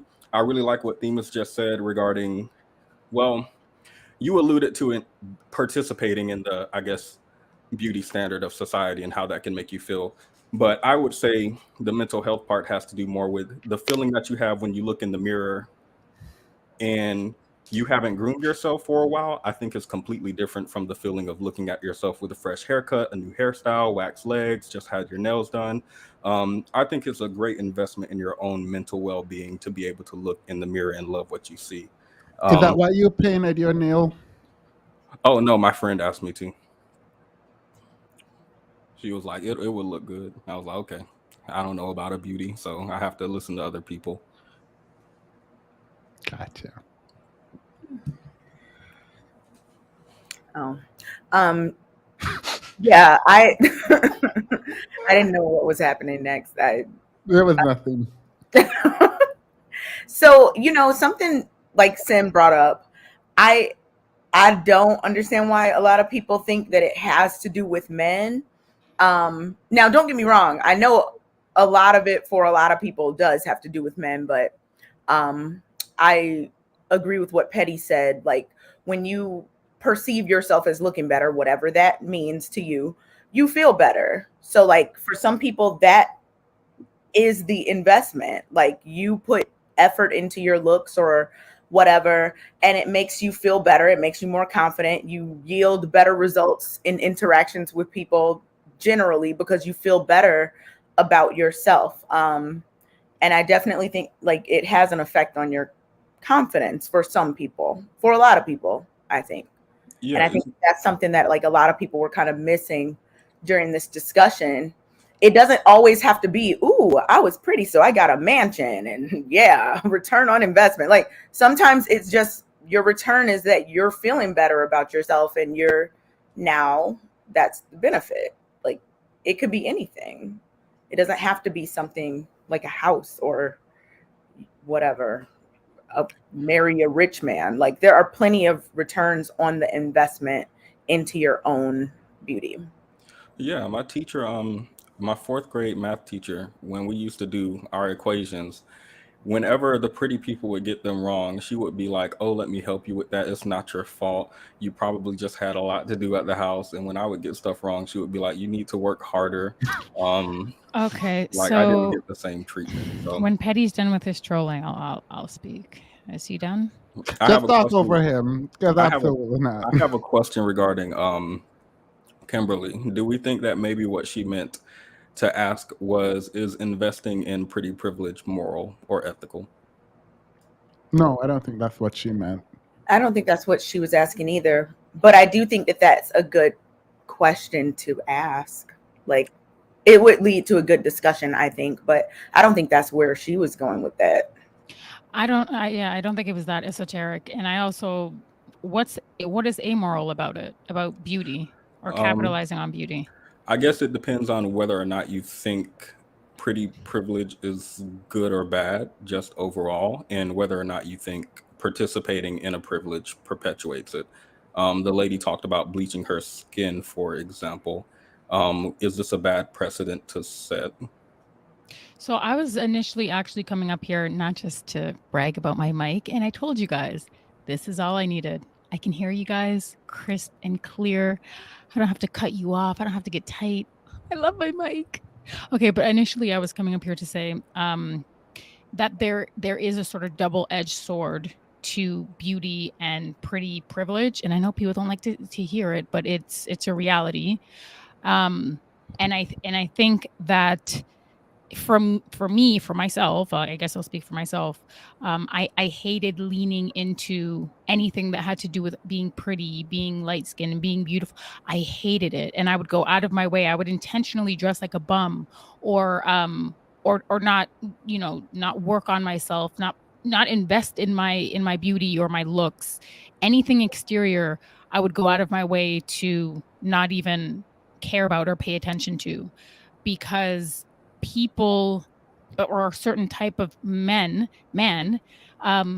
they had a huge amount of resentment and disdain for beautiful women who rely on their beauty. They absolutely, those are the women, again, they aspire to be with these women, but there's an underlying undercurrent of a resentment and hate, because for them consciously they understand that, at least in their mind, perceptively, this woman doesn't have anything to offer, just what's between her legs and how she looks, and that's all I'm getting from her. And Wait, do you really think that? Because I think the opposite. I think the jealousy comes from I wish I could do what she does. Yeah, that's what. Yeah, right. Well, that's so. It's. I wish that what's dangling between my legs had as much value as what's between her legs. But it's also, there's also the resentment that I want what she has so much. I'm willing to invest in it. By the way, go ahead. No, go ahead. By the way, the mic is giving and the voice is giving. So like period and period and then period. I told you. I'm so happy. I told you. This is all I needed. I'm gonna watch and see if that happens. Like if it's the mic for real, for real. We'll find out in 2 to 3 business days. Yanni talks about how everything in her life changed, including treatment from people in her past when she grew up. Getting ahead happens in opportunity and small day-to-day interactions. Agreed. But also, Petty, the double-edged sword of beauty is the tacit assertions made about who you are as a person. That's why I also never leaned into it, because it's an archetype. If you are just beautiful, you have to play into the archetype. I'm sorry, that's the way that it is. And unfortunately, and this is the double-edged sword, I couldn't do it. I could never do it, because my older sister she's gorgeous, and she used to try to recruit me and be like, yo, listen, Nix will do anything. This niggas he'll pay your phone bill, he'll do this and that. Like, when we were younger, that was the wave. Like, that's the type of time that most young girls were on, right? Wait, and she's my older. Can I clarify? Oh God. I think my question is, I don't think it's inherently wrong to participate in pretty privilege unless you believe that pretty privilege is immoral. Do you? And you believe also that participating in pretty privilege perpetuates it. I don't think that being pretty is immoral at all. Not being pretty, just pretty privilege existing. And I guess, yeah. I don't is it inherently bad that two people who are equals, aside from looks that they can't, well, I guess you can change it to some degree, but something that you're largely born with, for them to be treated differently, not off the basis of their merit or character, but because one is conventionally attractive? I don't think that that's immoral. I think it's unfair, but immorality suggests suggests a more insidious, nefarious nature. It also implies action being taken. If like I don't think that there's anything immoral about that, but it sounds like you're asking whether or not privilege in and of itself, privilege of any kind, is immoral. Yeah, but I don't know that I would consider all privileges immoral or not. So I specified it to pretty privilege. So your immutable physical traits and characteristics, something that you can't help, the idea that you can't help it, but that others that you receive some type of privilege as a result of something that you have no control over is immoral. Wait, Patty, would you say it is? Are you asking the question about indulging in it or giving it? So that you're pretty, you're gonna get things. Are you saying don't take it because that is immoral, or if you're giving it because she's pretty, that is immoral? If you believe the privilege is immoral, and you believe participating in the privilege perpetuates it, then I would consider that immoral. I don't know whether or not we all believe pretty privilege is immoral or not.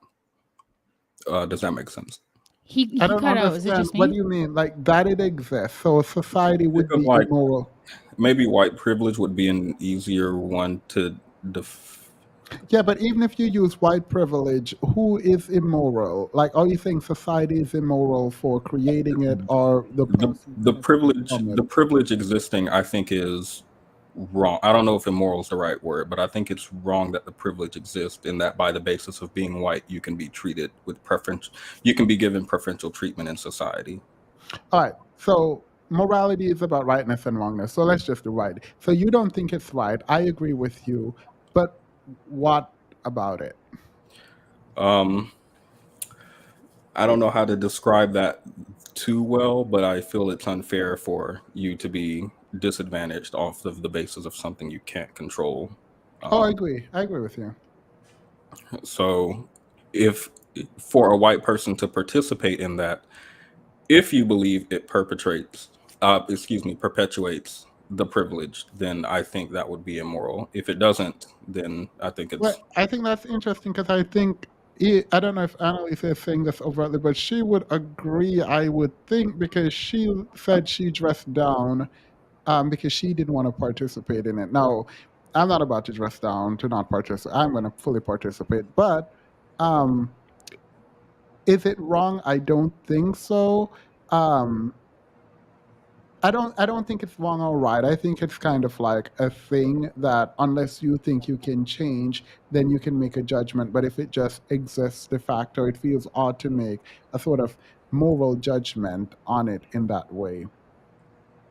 But I get your point. yeah. I'm finding difficulty articulating it because it was kind of just a passing question. All right, then we gave a passing answer. Let's move. So, Themis, you think that it's wrong? What?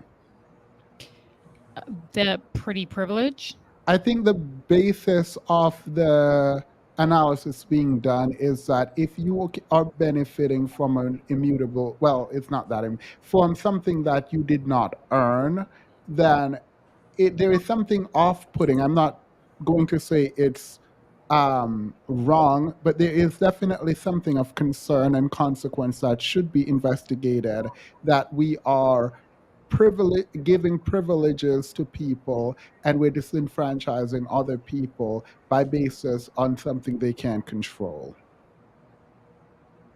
You know what I mean? So race, when he used race, that should highlight that there is, whether or not we can fix it is a separate question. Whether or not we should fix it is also a separate question. But whether or not there is something intuitively wrong about, I'm saying wrong, but problematic, yeah, wrong. I'm just going to use a moral issue. Wrong about elevating people and putting others down based on something they cannot control, I think calls into question the rightness and wrongness of categorizing people as such. So I don't disagree. I think, can we agree that there is a psychology or a science, a biological component to beauty, or the advantages of beauty? I would, if not for how society has shifted and culture has changed in what they consider to be beautiful over time and across sort of Cultures. Yeah. Yeah. So like I mean I understand the idea of symmetry, but like in other cultures it's not. And over time it's not. Now skinny's in, but the Victorian era was not about that life. Yeah, and that has a lot to do with okay, so I will agree with that then.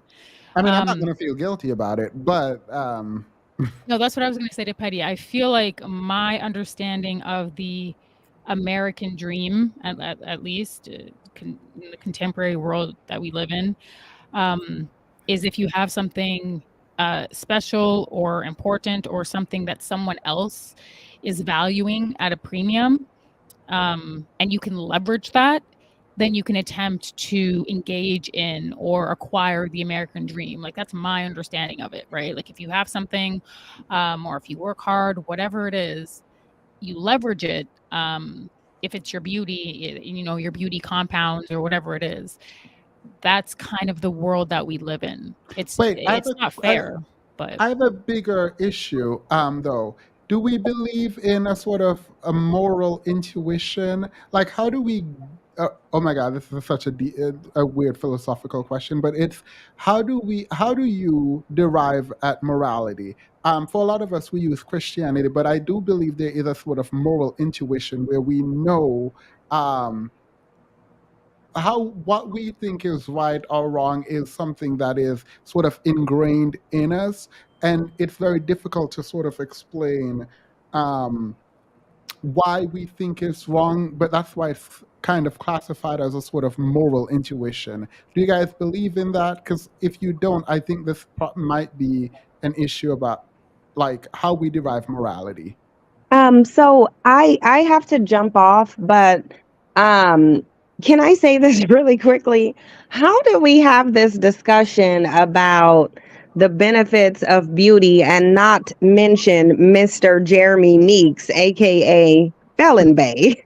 Like, who literally, based off of a mugshot, this man walked out of prison and into a modeling contract. And I rest my case, despite having a teardrop tattooed on his eye and being known for wreaking havoc. But that's my doorbell, so I gotta go. But he's the perfect example of the privileges you get from being beautiful, because that man has now made millions off of his looks after walking off solely off of a mugshot. And so I gotta look go. at that. Love you, Cynthia. Look at that Bye. bandit. Love you too.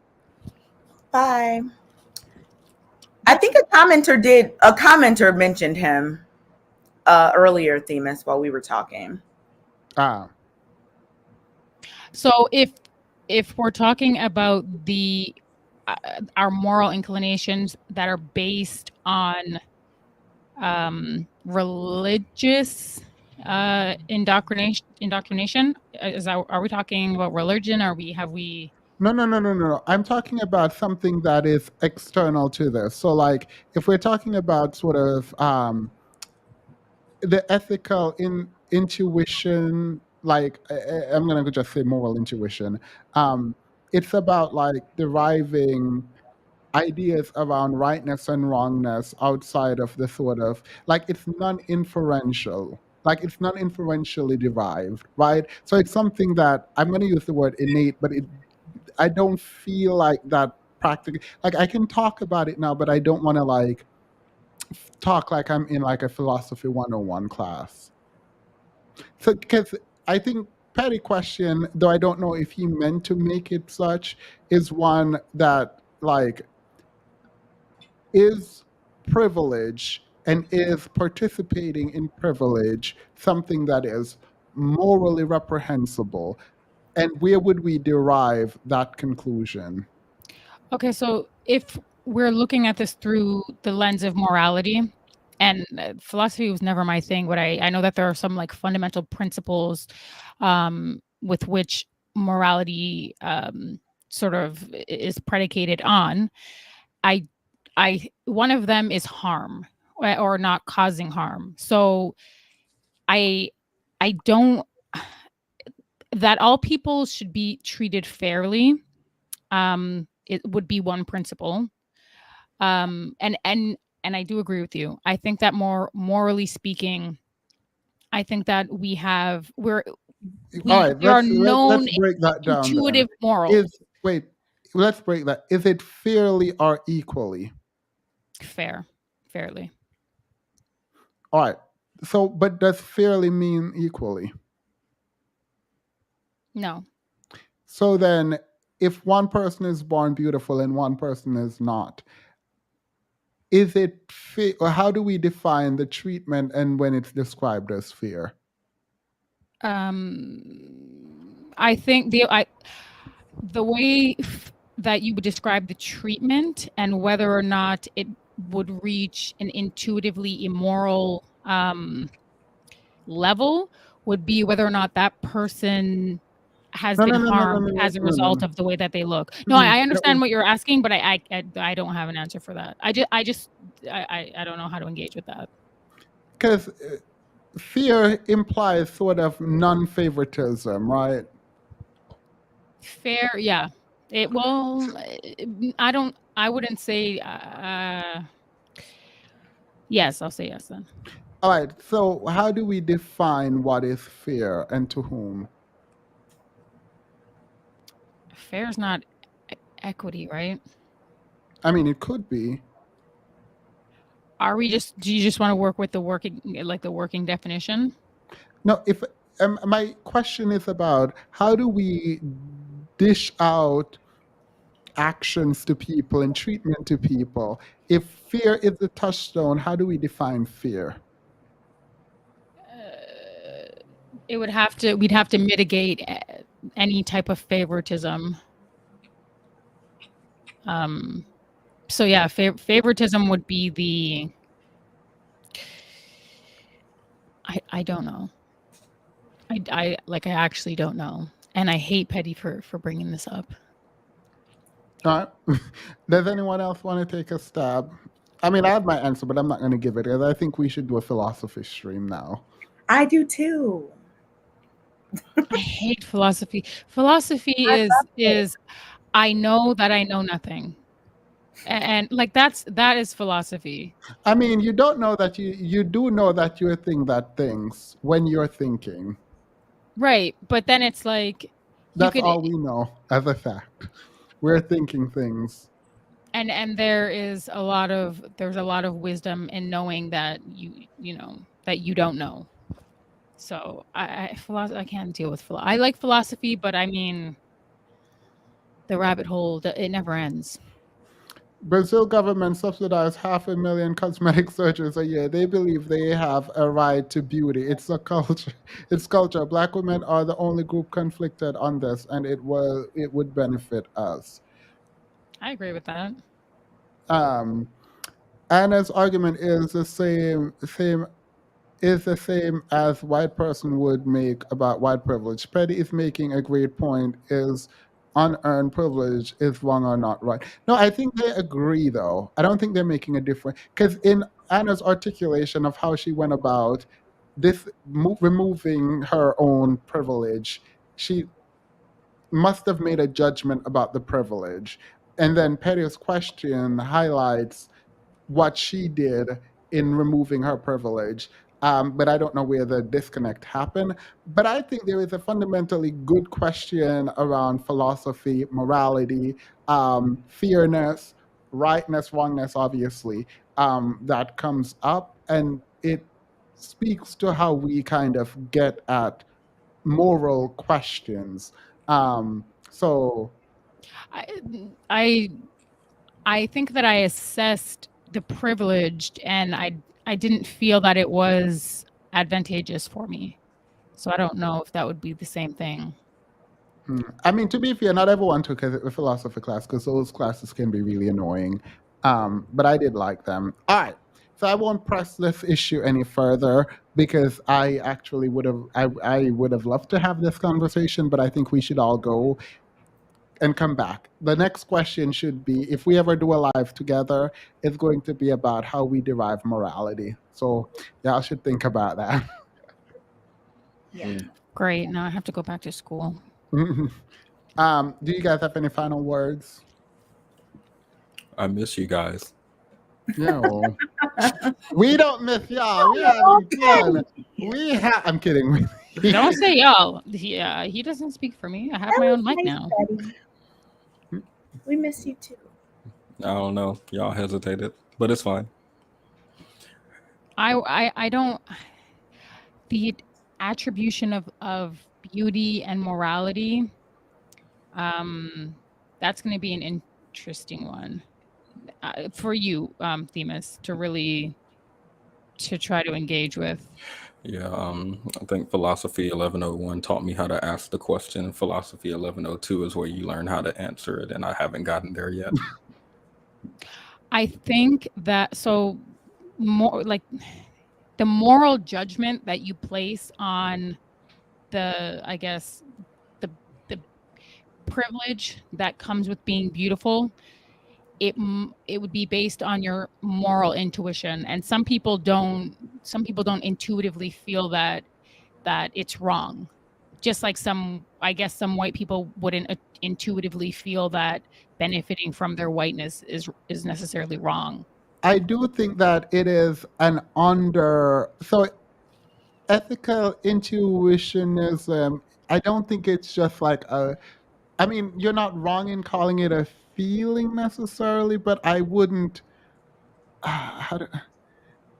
See, you did this though. No. I wouldn't, because the thing is, I can say it's like objective moral laws exist independently of human beings, right? And that's a meta ethical approach to intuitionism. But I feel like if I do that and say that, no one understands what I mean.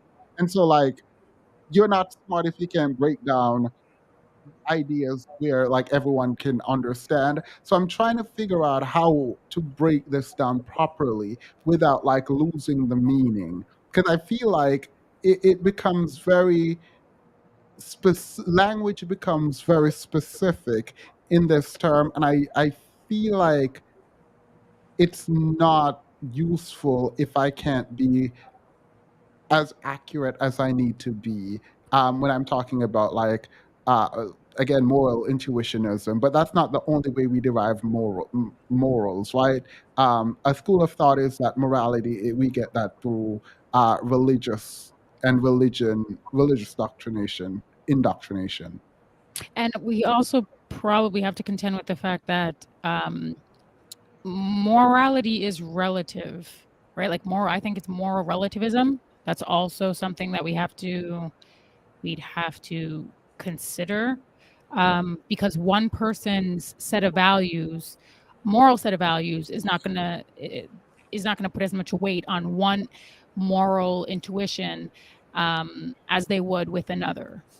Yeah, but I mean, wait. It's not moral really. So if we're talking about ethical framework, it would be intuitionism, which is a response to ethical naturalism. So like those are the two that what I would juxtapose. And for the conversation about beauty and its immorality. No, I just asked the question to figure out where your moral framework was coming from, but I realize I'm annoying, so I should not have asked it that way. See, this is what I like. I can engage with philosophy, but only for so long, because then everything becomes outside of the fundamental principles. No. Everything's subjective. It feels meta, but I'm trying to figure out if you think that this is something that we intuitively know. I hate that phrasing. Or is it like, in terms of ethical naturalism, if it's about like what we receive outside coming in and then making judgment on it from that perspective. But then you could then answer the question of whether or not this is ethical, like privilege or leaning into your privilege is ethical. Because if I keep asking why, it goes all the way back to how you define morality, how you derive, your moral compass or the ideas around morality. Yeah. Wouldn't you not be able to separate those two? What? Intuitively versus natural. Yeah, those are separate. Intuitive came No, as a as far as response. how we. Is it possible? Well, I guess I would have to research it. I don't feel like you can separate the two, but I didn't do the research. I didn't write the literature. No. So if you, what I was trying to get at is how do we get to whether or not this thing, this privilege is good or bad to engage in or that we created?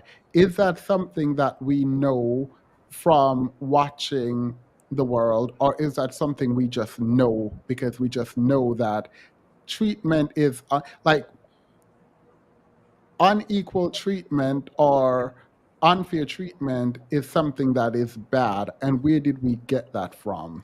I mean, outside of intuition, wouldn't it be completely subjective?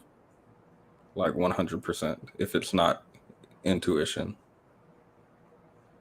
If we do derive it from like where we are, what society we participate in, and not as like a feeling that we have, wouldn't it be like 100% subjective or no? I don't understand your question. Okay, you juxtapose two things. One seems to be internal as far as how we derive morality, and one seems to be external. I need you to say yes or no so I can know if I need to move forward or go back. Wait, ask your question again. So you juxtapose two methods of determining of where we derive our morality. You said one seems to be internal as like a feeling. That's the best word I can use for it. And one seems to be external. Am I correct, or do I need to go back? Oh, it could be a combination of both. Or well, that's what I said. But if it's external, wouldn't morality be like completely subjective? Would there not be, if it's internal, how do I phrase it? If it's internal, I feel like it would be something objective that every human has. But if it's determined by what society you live in, what culture you participate, what religion you have, wouldn't it be like completely subjective, just generally?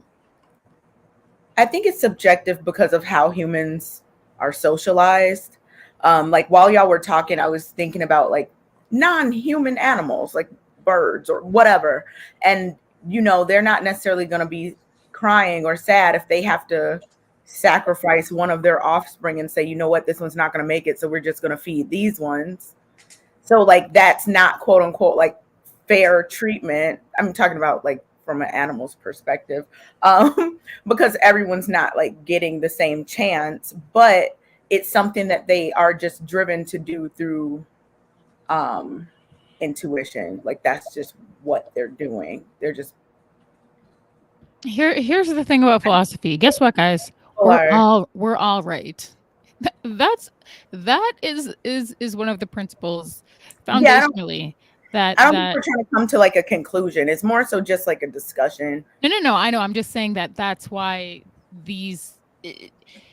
Not that we go, or we actually could go in circles and circles, or we can build and build, and it can become. It obviously it would become a really interesting conversation. I'm just saying we're all. When I said intuition before, I meant instinct. When I was talking about animals, my question was specific in that, was it normative?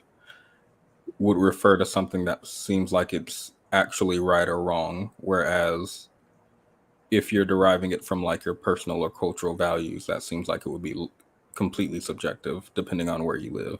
Which is also relative. That's it's subjective because humans cannot just grow up from infancy alone, so they're going to be socialized. Just from a philosophical perspective, is No, there? I'm saying the answer that I would give is that it's subjective, and the only way that, like, I guess the time that wouldn't be, it would be like during discussions like this where we could make the argument about something different. But in general, I would say that it's subjective because, like I said, it's not like you can put a bunch of babies together and they're going to grow up in a vacuum and, you know, form a society where they're not socialized by people that were taking care of them. So, like, it's impossible to even have that scenario where there is no influence from anyone, because there has to be, because human infants cannot survive. They can't just go off without being raised. So Petty, I think there's the separation or the division would kind of be the social or like political judgments sometimes that we have when we see someone. We kind of instinctively I don't. Wait, I think I know how to ask the question now. I finally do.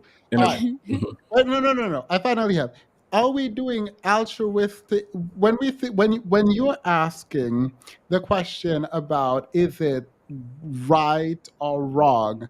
Are you taking an altruistic approach, or are you taking a hedonic approach? I.e., is it the chief good is about what is good for the self, right? Or is it the chief good and ultimate motivation of humans? It should be the benefit of others. Right, yeah. Okay, I understand that. Is the question for Petty or Petty? I don't know how to answer. I'm a really individualistic person. So I would, in my mind, altruism would be, if everyone is altruistic, then society would be. So you're taking the hedonic approach, and in that way, it wouldn't be bad if you're the one benefiting. I don't know. I will have to come back to the question. You're above my weight class. Well, we know. All right. I think that was the best way to put it. I think that we might come back and do a philosophy like stream. The way I asked it initially would take a lot of peeling back to get to that, so it was my bad. All right, we can wrap up. Final statements. So it's the microphone doing that? It's not like... Yeah, I told you guys this is all I needed. I have really bad hearing in one of my ears. Listen, this is all I needed. I told you. Cool. I will see you Saturday. Right? It's going to be so good. I love all of you guys. Kenny, I did not save your Instagram. My Instagram is Annalicia .chemin. It's my name.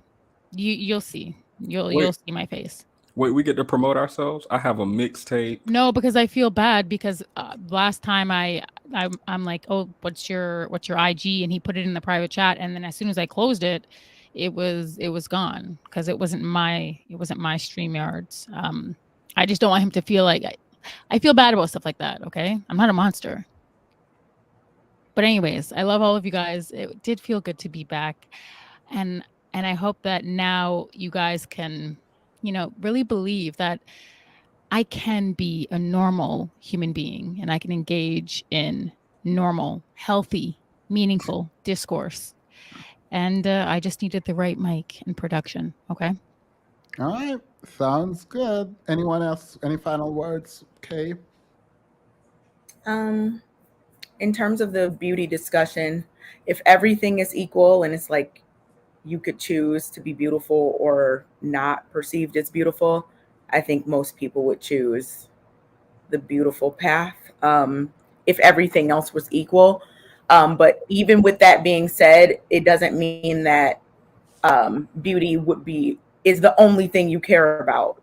Like, you can absolutely invest in multiple things about yourself as I think most people do.